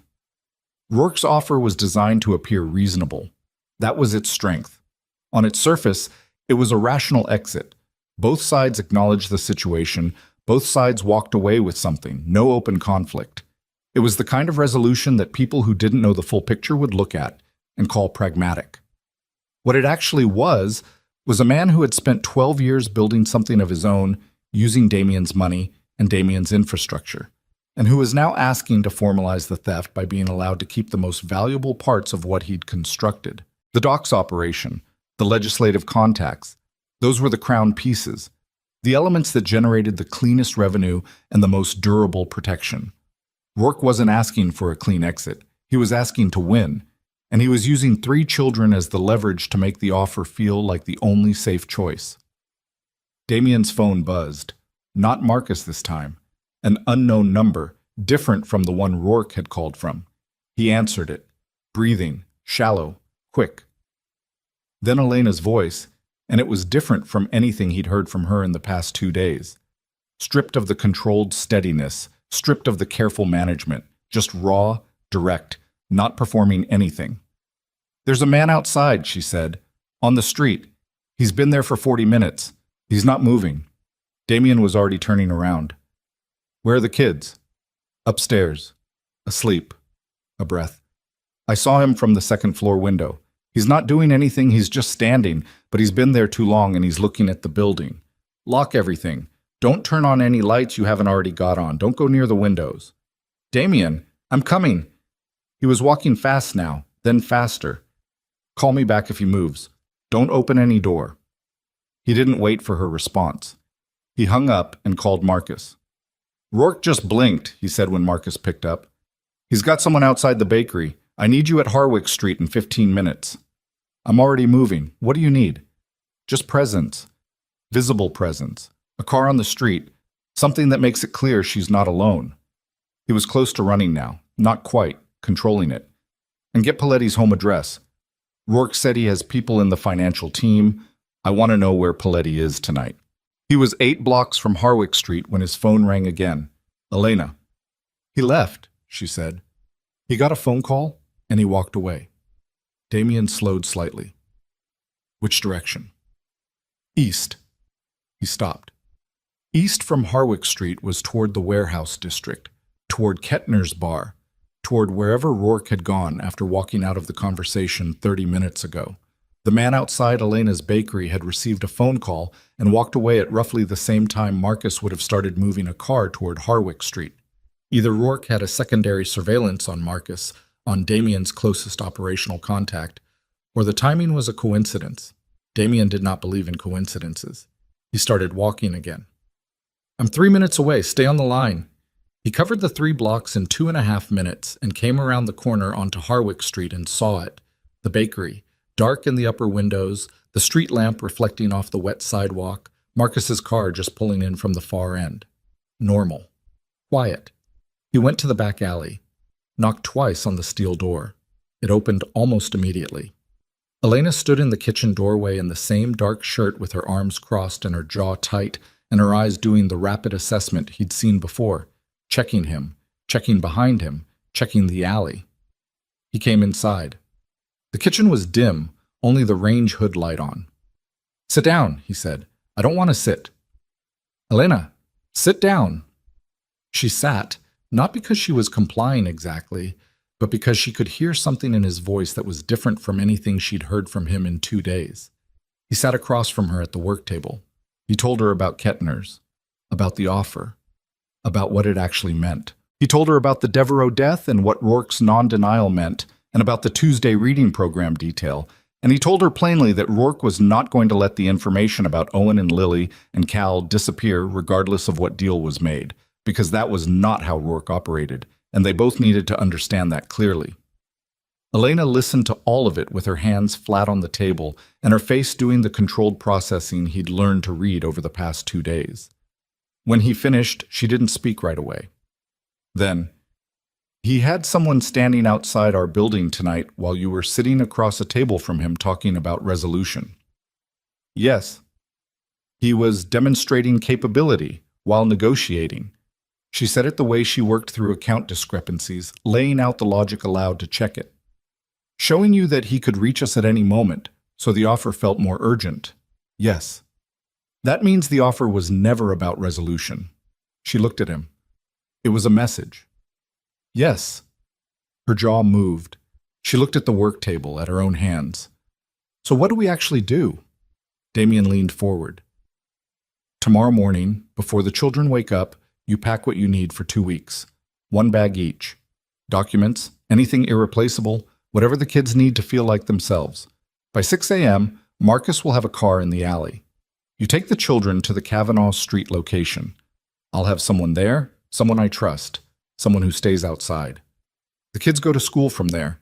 Different route, different pickup. She was already shaking her head.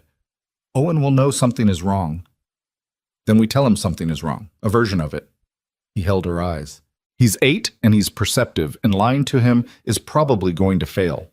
We tell him we're staying somewhere else for a few days because of a problem with the bakery, something structural, water damage. He'll ask questions. Yes, and you'll answer them. You're better at this than I am. She looked at him for a long, steady moment. There was something in that look that he couldn't fully read. Not softness, not the opposite of softness. Something in between. The specific expression of a person revising a long-held assessment. And while we're at Kavanaugh Street, she said, you do what? I build the case against Rourke. Not the organizational kind, the kind that holds up in front of a federal prosecutor. He watched her face. Devereaux's death, the fabricated witness statement, 11 years of financial fraud.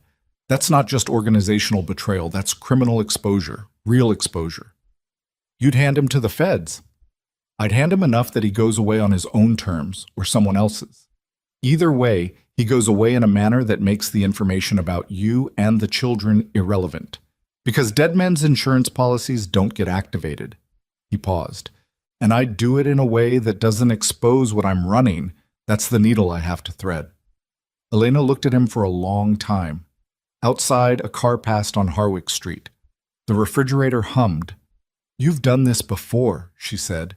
Used the federal system against someone you needed removed? Once. 7 years ago.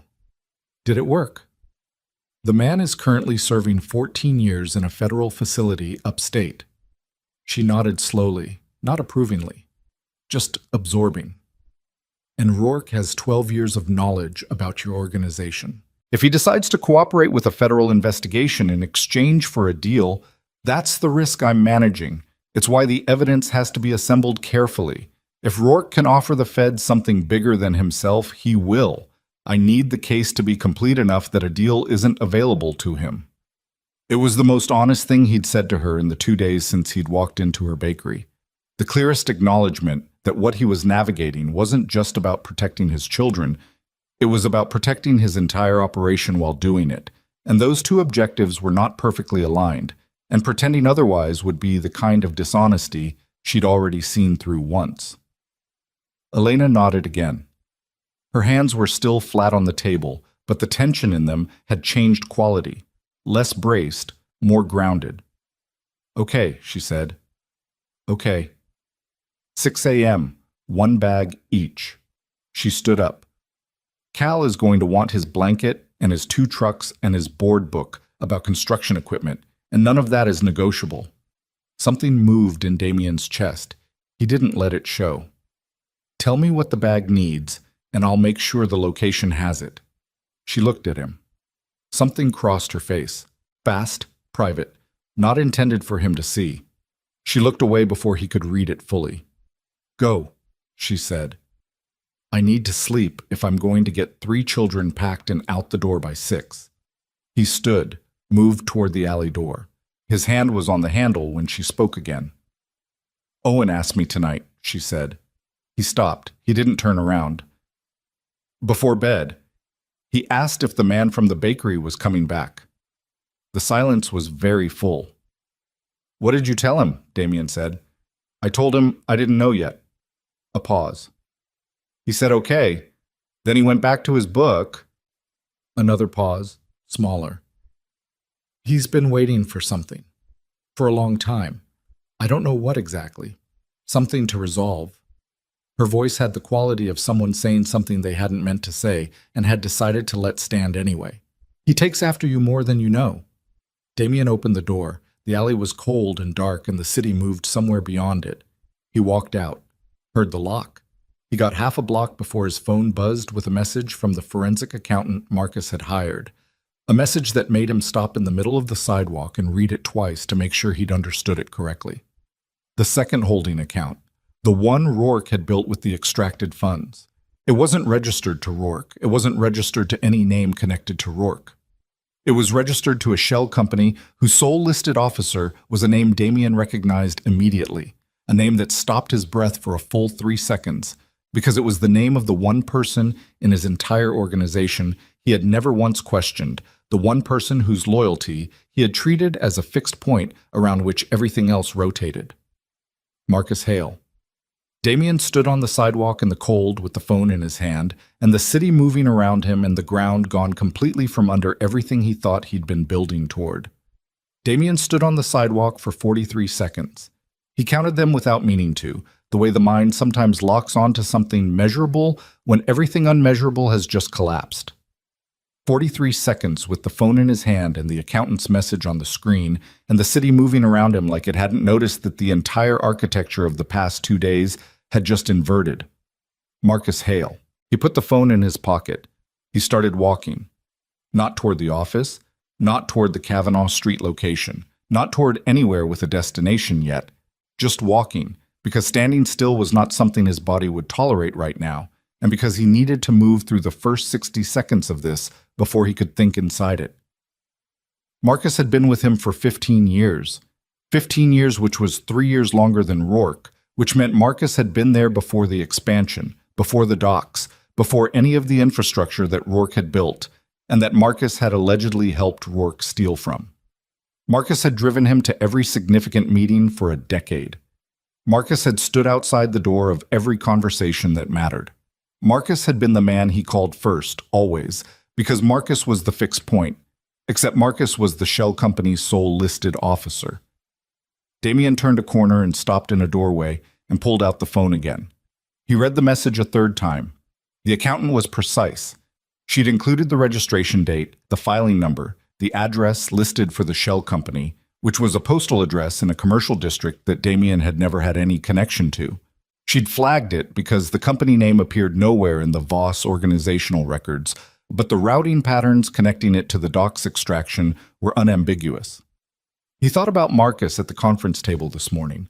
Marcus pulling the files, Marcus suggesting the forensic accountant. Marcus saying, "I know someone independent, not connected." The accountant who had found Marcus's name. He thought about Marcus texting him when Rourke left the building. Thought about Marcus's voice on the phone. Steady, professional, already moving. Thought about every piece of operational information he'd shared with Marcus in the past 24 hours. The Kavanaugh Street location, the plan to move Elena and the children at 6 a.m., the intention to build a federal case against Rourke. All of it. He'd told Marcus all of it. His jaw was so tight it was starting to ache along the hinge. He made himself stop, made himself breathe, made himself apply the same cold processing he'd applied to the Rourke problem. Because the calculation had to come before the reaction, always. Because a reaction without a calculation was just destruction. What did the accountant's finding actually tell him? It told him Marcus's name was on the shell company. It did not tell him Marcus had put it there. It did not tell him Marcus knew it was there. Shell company registrations could be fabricated, names added without consent, particularly if the person doing the fabricating had access to identification documents and a reason to create a layer of insulation between himself and the money. Rourke had access to 12 years of organizational records, including personnel files, including whatever identification documents Marcus had filed when he joined the organization 15 years ago. Damien's breathing slowed. It was possible. It was genuinely possible that Rourke had registered the shell company under Marcus's name deliberately, not because Marcus was involved, but because Marcus was the person whose exposure would most effectively neutralize Damien's most trusted operational contact. Because if Damien found the shell company and saw Marcus's name, the instinct would be to stop trusting Marcus immediately, to go dark, to handle everything alone, to be isolated. Which was exactly the position Rourke would want him in at 6 a.m. when a car was supposed to arrive in the alley behind Harwick Street. He called Marcus. It rang twice. Marcus picked up on the third ring, his voice alert in the way it got when he'd been waiting for contact. "Where are you?" Damien listened to the voice. He'd listened to this voice for 15 years, in car interiors and stairwells, and emergency calls at 3 in the morning, and he'd gotten very good at reading what was beneath it. Right now it sounded like Marcus. "I got a report from the accountant," Damien said. He kept his voice level. Neutral. She found something on the secondary holding account. The registration. A beat. What did she find? She'll send you the full document. I want you to look at it and tell me what you see. He paused. Call me back in 10 minutes. He hung up before Marcus could respond. He counted the minutes. He stood in the doorway and counted and watched the street and thought about what a guilty man's callback would sound like versus an innocent man's, and understood that he was not actually capable of making that distinction cleanly right now because he was operating on no sleep and a volume of adrenaline that had been running since yesterday morning, and the stakes of being wrong in either direction were the highest they'd ever been in his life. His phone rang at 9 minutes. It's my name, Marcus said. His voice had changed quality, flatter, more careful. On the registration, my name is the sole listed officer. I see that. I didn't register that company. The flatness stayed. I've never seen that postal address before. The filing date is 7 years ago. I was in the hospital 7 years ago for 3 weeks after the Brennan situation. You know that. I couldn't have been filing anything. Damien closed his eyes briefly. He did know that. The Brennan situation had put Marcus in a hospital bed for 22 days with 2 broken ribs and a punctured lung. He knew the exact dates. Rourke has your file, Damien said. Yes. He built the layer, a long exhale. To isolate you, if you found it. A pause. Did you hesitate when you saw it? Yes. A shorter pause. That's fair. Marcus. He leaned against the doorway. The cold of the building's brick was coming through his jacket. I need to ask you directly. Everything I've told you in the last 24 hours about the Kavanaugh location and the 6 a.m. plan has gone no further than this phone. Marcus's voice had the quality that Damien had relied on for 15 years. No performance in it, no extra layer, just the flat statement of a man who understood that the only currency he had in this moment was the undecorated truth. I haven't spoken to Rourke. I haven't spoken to anyone connected to Rourke. The car I put on Harwick Street tonight was my personal vehicle, not an organizational one. A pause. But you're right to ask. And if you need to run this without me from here, I understand that. Damien stood in the cold for another moment. Then, I need you. But I need you running a different track than the one Rourke thinks you're on. He pushed off the wall and started moving again. He thinks I trust you completely. That's the assumption we're going to let him keep. Tell me what you need. The Kavanaugh location. Cancel it. Right now. Rourke may know about it already. I need somewhere else. Something that was never discussed on any line he could have monitored. Something you arrange personally, cash, no organizational connection. I have a place. A rental in the north side I've been maintaining for personal reasons. It's not registered to anything connected to my name in any organizational context. How quickly can you get it ready? It's already habitable. I'm there 2 or 3 nights a month. Good. Text me the address on the secondary line. Don't call it text only. He was walking faster now. And I need everything we have on Rourke's known contacts outside the organization. Not the legislative people, the personal connections. People who would receive a call from him tonight or tomorrow morning. People who might move on his instruction. I have some of that. I'll need an hour. You have 40 minutes. Chutz. He went back to Harwick Street. He went through the front this time, which he hadn't done before because the alley entrance was the one Rourke's man had been watching, and he didn't want any surveillance picking up the pattern of the steel door. He knocked on the glass front door of the bakery at 11:40 p.m. and waited. The light above the counter was still on. Elena appeared from the back, saw him through the glass, and her face did the rapid assessment before she unlocked the door. I told you to go, she said. Change of plans. He came inside. The 6 a.m. car isn't coming. She went still. What happened? Nothing yet, but the location I gave Marcus is compromised. Potentially. He looked at her directly. I need to move you tonight. Now. Before anything else shifts. She held his gaze for 3 seconds. He watched her process it. The reversal, the new timeline, what it meant for 3 sleeping children upstairs. He watched her decide not to ask every question she had because there wasn't time for every question. "Give me 15 minutes," she said. "You have 10." She went upstairs. He stood in the dark bakery and listened to the sounds of the building, the creak of floorboards above him, low voices. A child's groggy protest quickly soothed. He checked his phone. Marcus had texted the Northside address. He memorized it and deleted the text.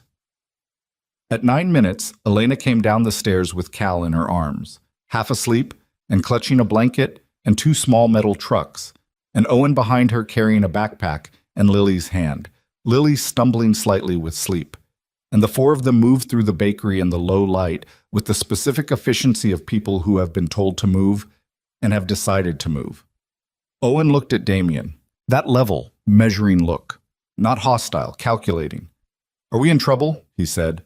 Not to his mother, to Damien. Damien met the boy's eyes. "There's a problem that needs to be handled. We're moving somewhere safer while I handle it." Owen absorbed this.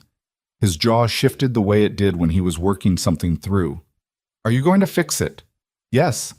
The boy nodded, picked up his backpack more firmly, took Lily's hand again. "Okay." Elena didn't look at Damien. She was looking at Owen, and the thing on her face was complex and private and not for this moment. They went out the back. The Northside rental was on the third floor of a building that smelled of old wood and radiator heat, and someone's cooking from a lower floor. 2 bedrooms, a kitchen, a living area with curtains already drawn. Marcus had gotten there before them. He was in the hallway when they arrived, and he looked at the 3 children with an expression that moved briefly and was then controlled, and he handed Elena a bag of groceries he'd stopped for on the way. She took it without comment. That was its own kind of acknowledgement. Damien helped get the children settled. He did not know how to do this. It was not a skill set he had.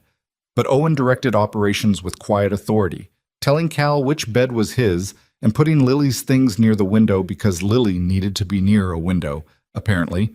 And Damien stood in the doorway of the smaller bedroom and watched a 7.5-year-old perform a competency he hadn't been taught and thought about what 8 years of being the oldest child in a single-parent household produced in a person. When both younger children were in bed and Owen was sitting on his own mattress with his back straight and his book open but not reading it, Damien moved to go. "You're not staying," Owen said. Not accusatory, just establishing the fact. "No, I have to take care of the problem." The boy looked at his book. "My mom says you used to know each other." "Yes." "Before we were born." "Yes." Owen turned a page he hadn't read. "She doesn't talk about you. She talks about a lot of things, but not you." He looked up. "That means it was bad." Damien stood in the doorway of a bedroom in a Northside rental at midnight and looked at his 8-year-old son and had nothing useful to say to that. "It was complicated," he said finally. "That's not the same as bad, though some of it was bad." Owen considered this with the same level attention he'd given everything else. "Are you going to be around after?" "I'm working on that." The boy nodded and looked back at his book. "Okay." A pause. "Be careful." Damien's throat did something he didn't acknowledge. He said goodnight and closed the door. In the kitchen, Elena was making coffee she probably didn't need, and Marcus was at the small table with his laptop, and the room had the particular tension of people in a confined space managing something large. Damien sat down. "What do we have?" Marcus turned the laptop. Rourke made 4 calls after leaving Kettner's. The first was to a man named Sutter. He runs a crew out of the warehouse district, not organizational, freelance. The second and third were to numbers I can't pin yet, probably burners. The fourth was to Paletti. He paused. Paletti left the office building 30 minutes after that call. Where did he go? I lost him in the financial district, but his last known position puts him near the archive building where the original Caro investigation files are stored. Damien looked at him. Rourke is cleaning house. That's what it looks like. If the original fabricated witness statement disappears from the archive, you lose the physical evidence connecting him to the Elena setup. The financial records are digital. He can claim the accountant's findings are manipulated. Marcus's voice was careful, controlled. He's not running. He's consolidating. He thinks the offer is still on the table and he's removing the pieces that could be used against him regardless of which way you decide. Sutter, Damien said, the freelance crew. What does Rourke use him for? Marcus looked at him. There was something in the look. Sutter handles removals. That's his primary service. The word landed in the kitchen like something physical. Elena set down her coffee cup. The sound it made on the counter was very small in a very quiet room. Damien stood up. We need those archive files tonight, before Paletti gets to them, and we need Sutter's location. He looked at Marcus. How many people do we have who aren't potentially in Rourke's pocket? 3 I'm certain of. 2 more I'm reasonably certain of. 5 men. 5 men. Rourke has the freelance crew and whoever else he's built in the organization over 12 years. Damien moved to the window and looked at the north side street below. Quiet. Residential. A dog walker at the far end. He won't move on this location because he doesn't know about it. That gives us a window. He turned back. The archive first, then Sutter. I need to know where he is before Rourke activates him. Marcus was already on the phone, low-voiced, moving. Elena was looking at Damien, not with fear, with the specific focused attention of someone whose children are sleeping in the next room and who is calculating everything. You're going tonight, she said. Yes. Rourke has a freelance removal crew and you're going with 5 men. The numbers aren't ideal. That's one way to describe it. She crossed her arms. What's the actual plan? Not the version that's designed to sound manageable. He looked at her for a moment. Then, because she had earned the unmanageable version, he told her. The archive first to secure the Caro files before Paletti destroyed them. That was Marcus and 2 of the certain men. Damien would move separately towards Sutter, not to confront him, but to locate him, to establish where the freelance crew was staging so that Rourke couldn't activate them without Damien knowing. And the federal contact for the woman he'd worked with 7 years ago. He was going to call her tonight, not tomorrow, because tomorrow might be too late. The federal angle, Elena said. If Rourke knows you're moving toward the feds, he'll escalate. I know. The sequence has to be right. Archive first, Sutter located, then the federal call. If I can get the Caro files secured and Sutter's crew neutralized before Rourke knows I've moved, the federal call becomes the finishing piece rather than the opening move. She was quiet. She looked at the middle distance and worked through it the way she worked through everything, methodically, without rushing, checking the structure of the logic. What do you need from me? She said. Nothing tonight. Stay here. Stay dark. Don't contact anyone. He paused. If something goes wrong and you don't hear from me by 6 a.m., there's a number in Marcus's phone under the name Sylvie. Call it. Say my name. She'll know what to do. Elena looked at him for a long, steady moment. Something moved behind her eyes that had no name he could give it. Don't let something go wrong, she said. He almost said something. He stopped himself because this was not the moment for anything that lived in the space between what they'd been and what they were now. There was no room for it yet, and filling the space with the wrong words would make it smaller than it was. He nodded once and went to the door. The archive building was in the financial district, a converted office structure with 3 floors of record storage and a single overnight security guard who was 63 years old and who Damien had met once, years ago, at an organizational function. Not a threat, but a complication. Marcus's 2 men handled the complication quietly, not violently, just a redirect, a reason to check something on the other side of the building. Damien went in through the service entrance with Marcus at his shoulder.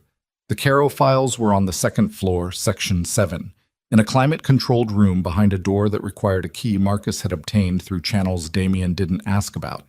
They went in fast, and Marcus went directly to the correct filing cabinet, which told Damien that Marcus had been here before, which he filed away as a question for a later conversation. The file was there. The original fabricated witness statement, the intake logs, the timestamp documentation. Damien pulled it and checked it against his memory of the copies he'd read that morning, and it matched. Paletti, Marcus said quietly. He was looking at his phone. Damien looked up. He just badged into the building, ground floor. They had approximately 90 seconds. Marcus took the file, folded it inside his jacket, They moved out of the records room, locked it behind them, went back the way they'd come. In the stairwell, Damien heard the elevator moving. He pressed back against the wall, and Marcus did the same, and the elevator passed the second floor going up, which meant Paletti was going to 3, which meant he had the wrong floor or different files in mind. They went down, out the service entrance, into the cold. Damien breathed. "We have the statement," Marcus said. "Get it somewhere safe, not the office. My personal storage unit. It's been registered under a different name for 4 years. Do it now." Damien looked at his phone. Nothing from Sylvie's contact yet on Sutter's location. He'd put the request in an hour ago. "I'm going to find Sutter." Marcus grabbed his arm. It was a rare gesture. Marcus was not a physical man with him. "Don't go at Sutter alone." "I'm not confronting him, just locating." "Damien," the grip tightened briefly. "If Rourke has already activated him, then I need to know before 6 a.m., not after." He pulled his arm free. Not angrily, just with finality. "Go. Get the file secured." He moved. Dichab. Sutter operated out of the warehouse district. That much Marcus had said. Damien knew the warehouse district the way he knew most of the city, which was from the outside and from the organizational geography of who controlled what. He moved through it on foot, staying close to the buildings, keeping to the stretches between the working streetlights, which in this district were frequent. Sylvie's contact texted at 1:40 a.m. A specific address, a loading bay on the south end of Crane Street, a building that had once been a cold storage facility and which had been functionally abandoned for 2 years. 3 vehicles in the lot, 6 men, possibly more inside. 6 men.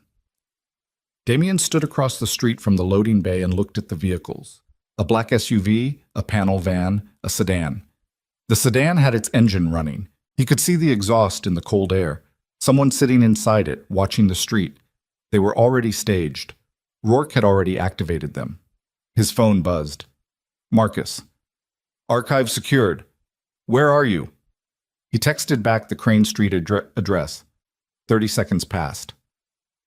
"Marcus. I'm 12 minutes out." "Wait." Damien looked at the running sedan. The man inside it hadn't moved, hadn't spotted him. He was in sufficient shadow and sufficient distance. But the vehicle was pointed toward the exit, and the engine was running, and staged was different from standing by. Staged meant a target already assigned. Staged meant ready to move on a signal. He called Marcus. "They're not standing by," he said when Marcus picked up. "They're staged. They have a target, and they're waiting for a go signal." "Then Rourke is watching for you to make a move. When you do, he sends them." Damien's voice was very quiet. "But I haven't made a move. The Kavanaugh location is canceled. He doesn't know where Elena is. I haven't contacted the federal connection yet." He worked through it. "So what's the target?" Silence. Then Marcus said it before Damien fully arrived at it himself. "The bakery. If he can't find Elena, he goes for the leverage he knows how to find.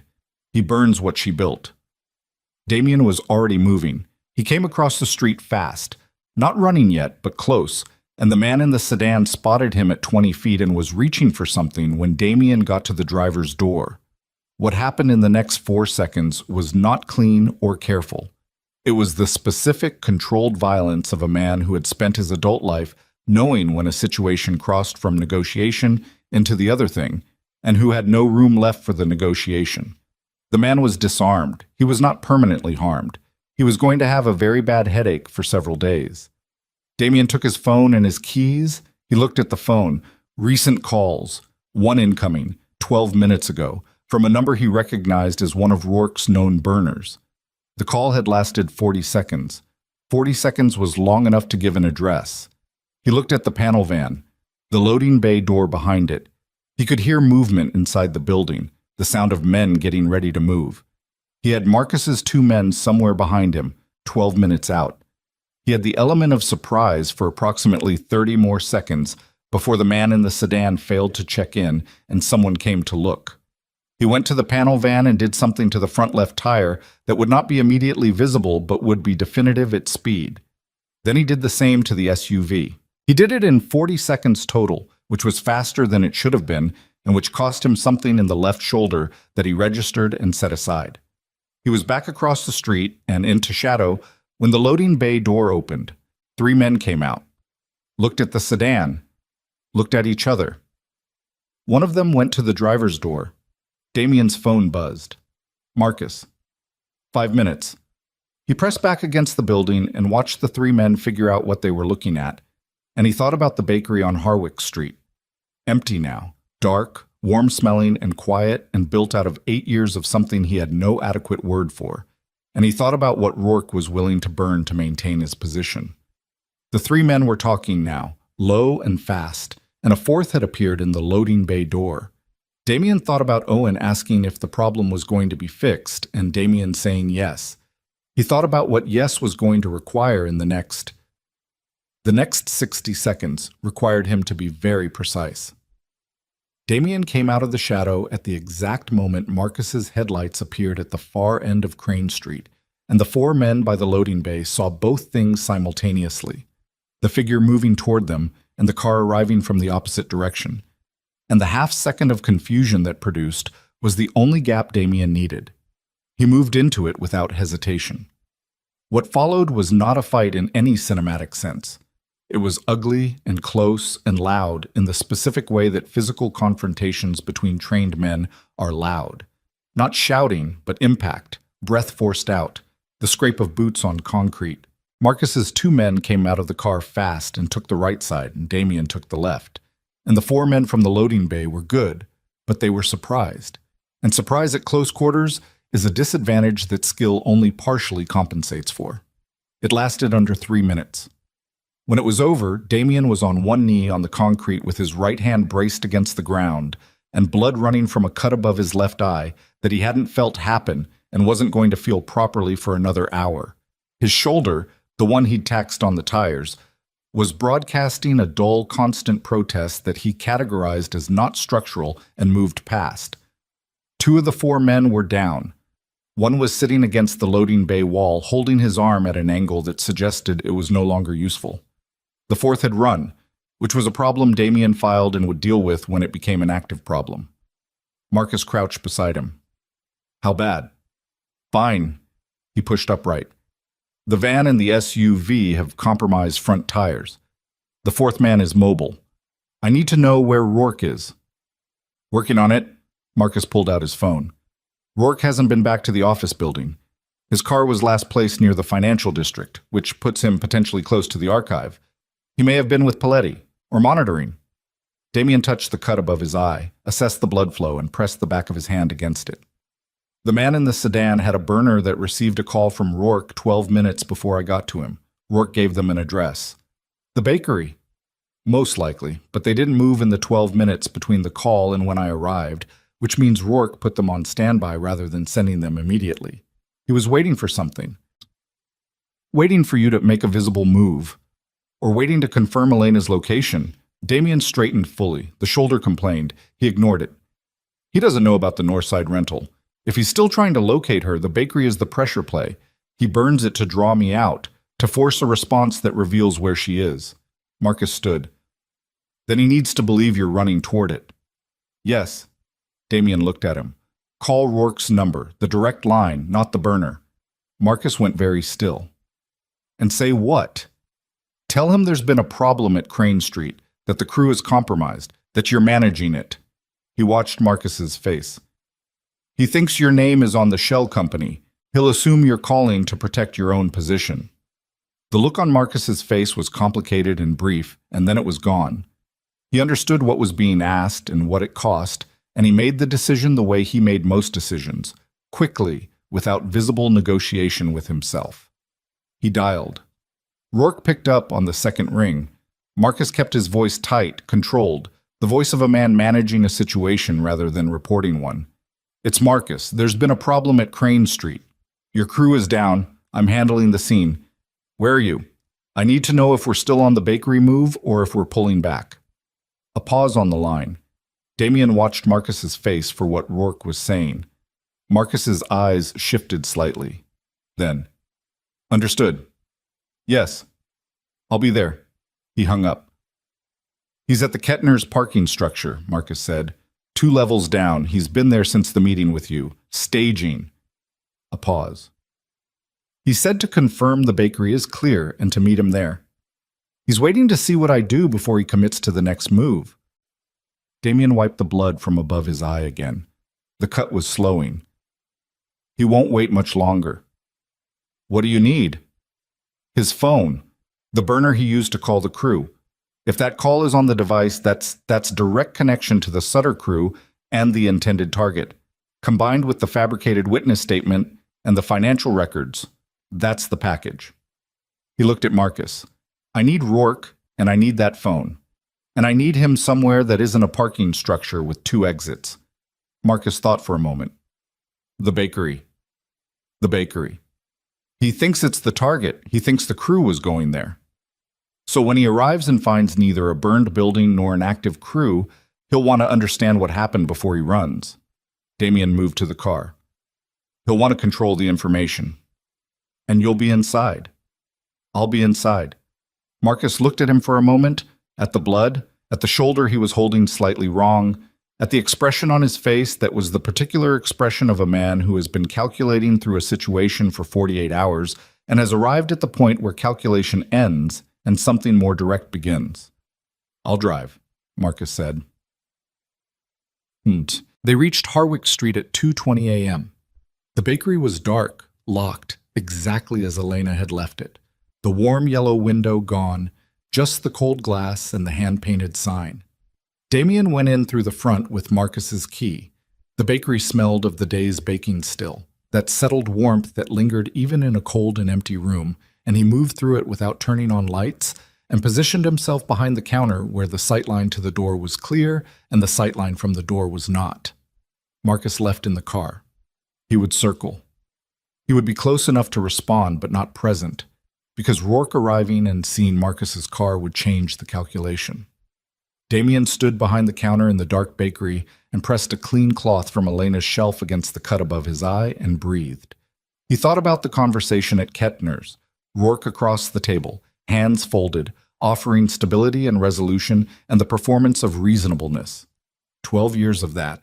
12 years of that smoothness across every table, every meeting, every decision that Damien had thought was his and which had been at least partially Rourke's. Not because Rourke had controlled him, because Rourke had understood him well enough to know which information to present and which to withhold and which to shape, and had done so consistently for a decade, and the fact that Damien hadn't seen it was the thing he was going to have to sit with for a long time after tonight. He heard a car on Harwick Street at 2:41 a.m. He heard it slow and stop. He heard the door. Rourke came in through the front, which meant he'd had a key, which meant he'd had access to this building that Elena did not know about, and that specific detail landed in Damien's chest with a weight he would process later. Rourke stood in the doorway for a moment, reading the dark room, giving his eyes time to adjust. He was good at this, patient, unhurried, even now. He moved inside and let the door close behind him and stood in the dark bakery and looked around. Damien turned on the counter light. Rourke didn't flinch. He looked at Damien across the counter, and the expression on his face went through something and then settled into something that looked, impossibly, almost like relief. "You're bleeding," he said. "Crane Street," Damien said. "Your crew is compromised. The van and the SUV aren't mobile. 2 men are down. 1 is immobile. 1 is running somewhere in the warehouse district, and I'll find him tomorrow." Rourke absorbed this without visible reaction. He moved to the nearest stool and sat down, which was such a precise echo of the way he had behaved at Kettner's, unhurried, deliberate, taking the seat as if he'd been invited, that it clarified something about the man that had never been fully clear before. Rourke didn't perform calm. He was calm. The composure wasn't a strategy. It was the actual interior condition of a man who had made his decision so far in advance that the events of the present moment were never quite as acute as they were for everyone else. "Where is she?" Rourke said. "Somewhere you haven't found." He nodded. He put his hands on the counter. "The archive. Secured. The financial records. Complete and verified." Rourke looked at him. For the first time in 2 days of this, something moved behind his eyes that was not calculation. Something older and quieter. "You've been thorough. You taught me thorough." The words came out flat. Neither accusation nor compliment, just the plain statement of a relationship's true geometry, what it had actually been, as opposed to what Damien had believed it to be. Rourke looked at the counter. His jaw moved slightly. The offer still stands. It stood before tonight, and it stands now. The money, the territory. I'm not asking for a fight. I never wanted a fight. You sent a removal crew to this address. I sent them on standby. He looked up. I didn't give the order to move. You need to understand that. You were waiting for a reason not to. I was waiting for you to take the offer. His voice was still smooth, but something in the smoothness had thinned. I've spent 12 years building something. I don't want to burn it. I don't want to burn anything.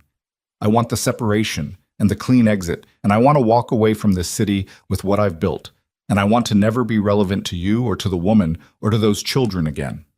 He held Damien's eyes. That's genuinely all I want. And Devereaux. A pause. That was a long time ago. His wife still doesn't believe it was an accident. Another pause. Longer. What she believes doesn't change what it was. No, but it changes what I can offer you. Damien set his hands flat on the counter. The same position Elena had used, he noticed, and he noticed it and moved past it. I'm going to tell you what happens next. Not what you're offering, what actually happens. Rourke waited. That was the thing about Rourke. Even now, he waited.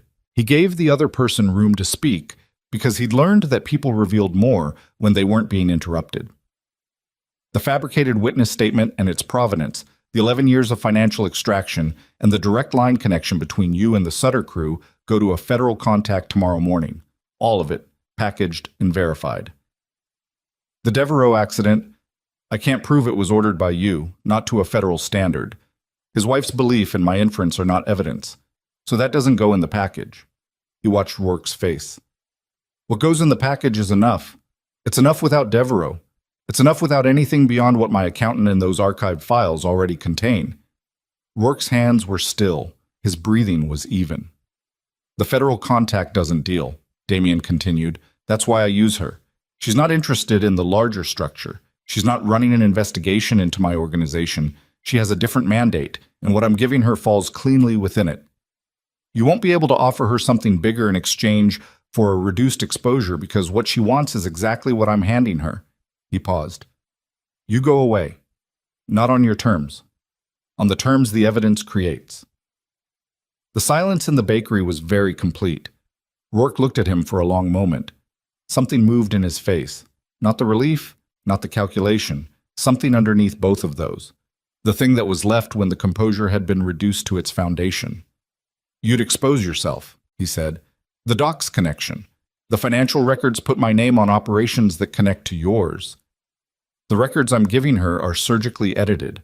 The docs operation in the context I'm providing her is framed as your independent criminal enterprise. The extraction from legitimate business accounts as the source of your funding. The connection to my organization's structure is present in the raw data, but not in the framing. He held the older man's eyes. I've had a forensic accountant working on the presentation since this afternoon. Rourke looked at him for another moment. Then something shifted in his face. Something that in another context, in another relationship, might have been the beginning of a complicated kind of respect. He reached slowly into his jacket pocket and set his phone on the counter. The burner. The one with the call to the Sutter crew. The children, he said. Whatever I have on them. You want to know it's gone. I want to know it never existed. I can't give you that. His voice was even. I can give you the physical records. Everything I have on their names, their school, their routine. I can destroy it in front of you. But I can't give you the version where I never accumulated it, because that's not a thing I can undo. It was the most honest thing Rourke had said in 2 days, maybe in 12 years. Damien looked at him. At this man he had trusted for a decade, who had built something inside what Damien had built, who had framed an innocent woman and removed a man who could have exposed him and held 3 children's existence as leverage for 8 years, and who was sitting now on a stool in a bakery at 3 a.m, being precise about what he could and couldn't give back. Destroy them, Damien said. Here. Tonight. Rourke reached into his jacket again. He produced a folded envelope and set it on the counter. Then his phone. The regular one, not the burner. He opened the phone and showed Damien the folder structure, the photographs, the documents. Owen's school schedule. Lily's name. A photograph of Cal that had been taken from some distance. A telephoto shot. The boy in a park somewhere, laughing at something outside the frame. Something cold and total moved through Damien at that photograph. He said nothing. Rourke deleted the folder. He held the phone so Damien could see the deletion confirmed. Then he opened the envelope, printed documents, addresses, schedules, and set them on the counter between them. Damien burned them in the bakery sink. Elena had a long lighter on the shelf near the stove for the pilot light. He lit each page and watched it go and washed the ash down the drain. He turned back to Rourke. "The burner," he said. "And your car keys." Rourke set both on the counter. "Marcus will be outside in 4 minutes," Damien said. "You'll go with him to a location where you'll stay until I've made contact with the federal office tomorrow morning and confirmed the package has been received. After that, you'll be released, and you'll have approximately 48 hours before the process begins moving." He paused. "Don't use those 48 hours to run. Running confirms everything and removes whatever cooperation credit you might otherwise accumulate." Rourke looked at him. "And if I do run, then the Devereaux file goes to a different contact, one who has more time and more interest in building a full picture." Damien held his gaze. "I can't prove what happened to him, but I can make it expensive and slow and very visible to try." Rourke sat with that. He nodded once. Then he stood, slowly, the way older men stand from stools, with the acknowledgement of what time costs the body, and buttoned his jacket and looked at the bakery around him. At the glass case, the hand-painted sign, the small framed photographs on the wall. "She built something real here," he said. "Not to Damien exactly. More to the room." "Yes," Damien said. "She did." Rourke walked to the door and waited for Marcus. The federal contact, a woman named Ardell, who had a precise manner and the kind of face that processed information without reflecting it back, received the package at 9:15 the following morning in a coffee shop in the financial district. She read through the summary document while her coffee went cold, and she asked 3 clarifying questions about the routing chain, and she said she would be in contact within 72 hours regarding next steps. She did not thank him. She was not in the business of thanking people for things that served her mandate. Damien walked out of the coffee shop into a clear morning. The rain had finally stopped sometime before dawn, and the city was damp and bright and smelling of wet concrete and something almost like new air. He stood on the sidewalk and breathed it. His shoulder was worse this morning than it had been last night. The cut above his eye had closed, but the area around it had darkened.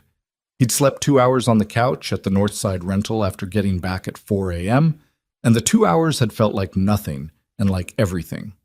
He went back to the Northside rental. Elena was in the kitchen when he arrived. The children had been taken to school, a different route, Marcus's remaining trusted man at the wheel, and the apartment had the particular quality of a space that had recently contained the noise of children and was now sitting in their absence. She looked up when he came in and looked at the cut in the shoulder in his face and said nothing about any of it. She poured him coffee. He sat down. For a long time, neither of them spoke. He drank the coffee and she sat across the table with her own cup, and outside the window the Northside morning moved through its routines. A bus, someone's laundry on a line below. "It's done," he said. "The federal contact has the package. Rourke is in a location Marcus controls. Within 72 hours, it starts moving." Elena nodded. "The records he had on the children are destroyed. I watched it happen." He paused. "I can't guarantee there are no copies I don't know about. That's the honest version. But I destroyed what he had, and I removed the infrastructure that would have given him ongoing access." She looked at her cup. "Okay. The bakery is yours. It was never a target once the crew was neutralized. You can go back whenever you want." She nodded again. Something in her face was doing the processing, the same methodical working through that he'd watched for 2 days, but slower now, heavier. The way a person processes things when the urgency has lifted and the full weight of what happened is finally allowed to settle. "Paletti," she said.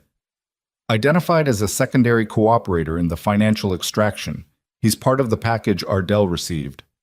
And Marcus. His name is on a shell company he didn't register. That's documented. It's not part of the federal package. The package only contains what's unambiguously Rourke's. Marcus is clean. She looked up at him. Are you sure? He held her gaze. I'm sure of Marcus. She nodded. She believed him. He could see her deciding to believe him, which was not the same as blind acceptance. It was a deliberate extension of judgment, the kind that costs something. They sat with the quiet for a moment more. Owen asked me this morning, she said, before school. He asked if you were going to be around now. Damien set down his cup. He didn't say anything. I told him I didn't know. She looked at him directly. I told him the honest version, which is that I didn't know what that looked like yet, and that we were going to figure it out carefully. She paused. He said that was fair. He's 8. He's always been older than 8. She looked at her coffee. Lily asked if you were actually dead. I told her no. A pause. She said she already knew that she'd known for about a year, but it was easier. Something in Damien's chest moved in a direction he didn't have language for. He was quiet for a moment. And Cal. Elena's face changed slightly. Something softened at the edges. Cal told his brother at breakfast that the man from the bakery was coming back because his eyes were the same as Cal's, and people with the same eyes always find each other. She looked up at him. He's 4. He said that at breakfast over his toast. Damien looked at the table. He pressed the heel of his hand against the surface and breathed. He had expected this to be a negotiation. He had expected Elena to hold the line she'd drawn, that she decided what happened next, not him, that the terms of whatever came after were hers to set. And she would. He understood that hadn't changed.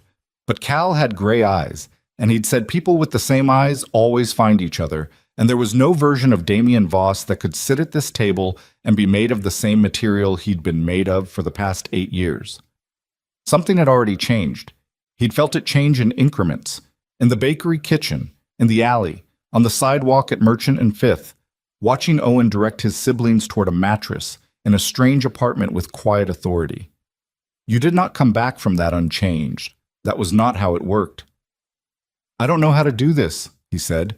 He said it to the table, and then he made himself look up and say it to her face because she had earned the undecorated version of everything. I don't know how to be what they need.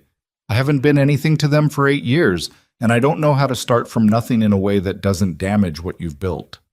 Elena looked at him. She looked at him the way she had in the bakery on the first night, with that assessing directness, the thing she'd developed into a precision instrument over years of making every decision alone. You don't start from nothing, she said. You start from Cal's toast logic. A pause. Same eyes, show up, don't disappear. That's not enough. No, it's not. She held his gaze. But it's what you have right now. And you do what you can with what you have, and you build from there, and you don't promise things you can't keep. She paused. Don't promise them anything you can't keep. That's the only rule that matters with children. He nodded. He understood that she wasn't forgiving him, but not yet, not in the way that would mean something had been fully resolved and filed away. She was telling him the terms of a beginning, something careful and conditional and built on the only currency that had any real value between them now, which was honest accounting of what was possible. The bakery, he said, when you go back. I'd like to make sure it's financially stable, whatever you need, not as a... He stopped, reconsidered how to say it. I owe 8 years of child support, and I'd like to start paying what I owe. Elena looked at him for a long moment. Something crossed her face. Not warmth exactly, but the acknowledgement of a gesture made correctly. We'll talk about that separately, when this week is behind us. Yes. And you don't come to the bakery without telling me first. You don't show up. You call, you ask, I say yes or I say not today, and you accept either answer. Yes. And when you're with them, she stopped. Her jaw moved. When you're with them, you're with them. You're not managing something else. You're not half somewhere else. They will know. Owen will definitely know. and he will not forgive it. I know. Do you? He looked at her. He thought about the conference table and the phone calls and 48 hours of moving through a situation with the focused totality that had built his organization and kept it running. And he understood that she was asking him whether he could turn that off. Whether he was capable of being completely in a room with 3 children in a way that had nothing to do with strategy or management. He didn't know the answer. He knew what the answer needed to be. I'll learn, he said. Elena looked at him for another moment. Then she nodded once and stood up and took both their cups to the sink. But he came back that evening. He told her he would, and she'd said after 5 when school was done, and he was there at 5:15 with nothing in his hands because he hadn't known what to bring and had decided that arriving empty-handed was more honest than arriving with something that looked like a bid. Owen opened the door. The boy looked at him, at the cut above his eye which had gone purple at the edges, at the way he was holding his shoulder. Owen looked at all of it with those assessing gray eyes, and then he stepped back and opened the door wider. Mom said you were coming, he said. Yes. Are you okay? Getting there. Owen considered this and apparently found it acceptable. Cal's in the kitchen. He wants to show you something with his trucks. You don't have to be interested, but you have to look like you're interested because he's 4. Something in Damien's face moved towards something he didn't usually let his face do. I understand. Owen stepped aside and Damien walked in. Yeah, the weeks after were not easy and were not meant to be. Rourke was processed into federal custody on the 14th day after Ardell received the package. The charges included financial fraud, conspiracy, and 2 additional counts that Ardell's team had developed independently from the materials Damien provided. There was no deal.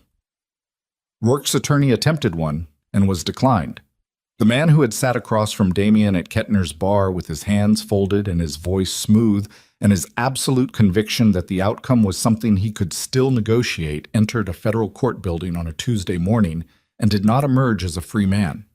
Paletti cooperated partially and received a reduced but not small consequence. The 4th man from Crane Street was located 3 days after and was not a problem after that. Marcus took 2 weeks off. He said he needed time, and Damien said yes and didn't ask for explanations, because Marcus had stood in a bakery alley and driven to a warehouse district and made a call to Rourke with his own voice while understanding what it would cost him if the calculation was wrong. That deserved 2 weeks. Damien restructured the docks operation under different management. It took longer than he would have liked and cost more than he'd budgeted and worked out adequately in the end. He went to the bakery on a Saturday morning in the 3rd week. He'd called the night before, and Elena had said yes. He sat at the counter with coffee he'd brought because she'd told him to, and he watched Owen at the far end doing what turned out to be math homework, and Lily showed him a drawing she'd made of a cat that had a disproportionately large head, and Cal climbed onto the stool beside him and narrated the relative merits of his 2 metal trucks for 20 minutes with the comprehensive seriousness of someone presenting testimony. Damien listened to all of it. He asked questions. Some of the questions were better than others. Elena moved around the bakery behind him and occasionally paused near the counter, and once, briefly, her hand rested on his shoulder. The good shoulder, for a moment as she passed. It wasn't forgiveness. It was something more preliminary than that, something that acknowledged the possibility of what came next without making any promises about it. He noticed it. He said nothing. He let it be what it was. In the afternoon, Owen came and sat beside him, not next to Cal, who had migrated to the floor with his trucks, but directly beside Damien, close enough that their shoulders were almost touching. He opened his book and read it for a while without speaking.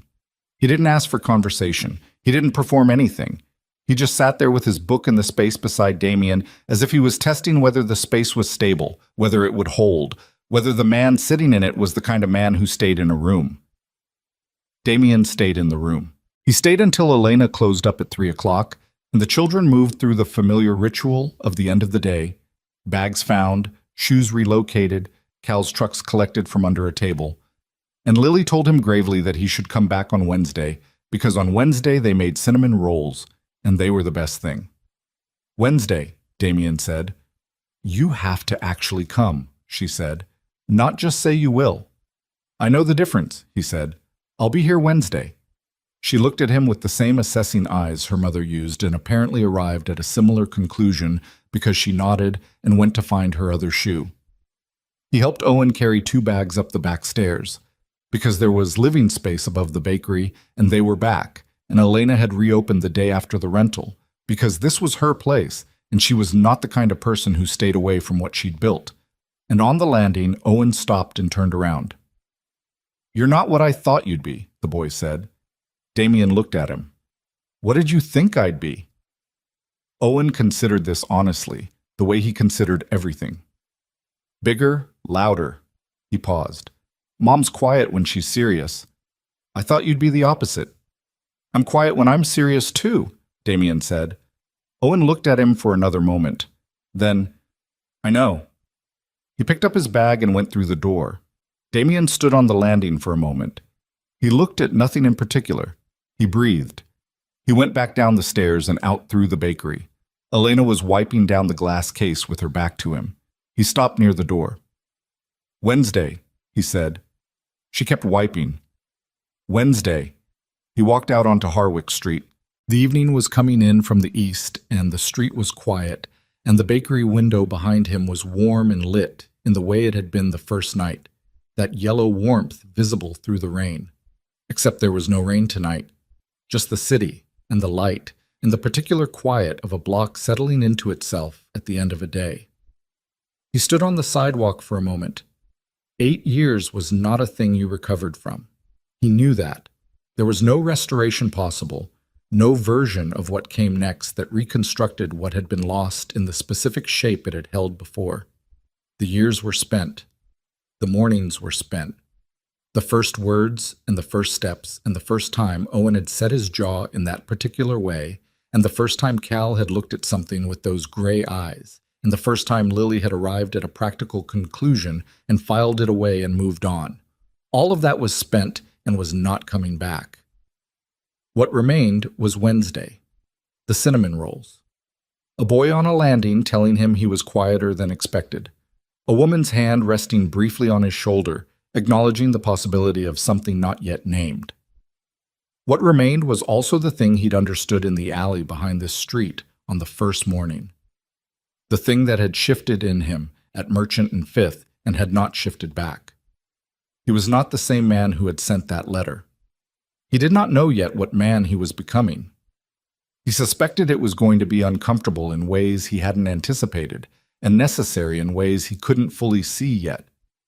He started walking, not away from anything, just through the city, the way you move through a place you've decided to stay in, with the particular attention of someone who has stopped passing through and started being present. The streets were the same streets they'd always been. The city was the same city. He was working on being different inside it. That was the only thing left to work on. And unlike the files and the accounts and the 12 years of Rourke's careful architecture, this was work that didn't resolve cleanly or declare itself done. It just went on, quietly, one Wednesday at a time, until it became the shape of something that hadn't existed before. Not a recovered family, not a restored one, something built from what was actually there, which was 3 children who were already entirely themselves, and a woman who had proven she didn't need him to survive, and the specific, difficult, necessary work of becoming someone worth staying for. He walked until the Harwick Street light was behind him, and the city was around him, and the night was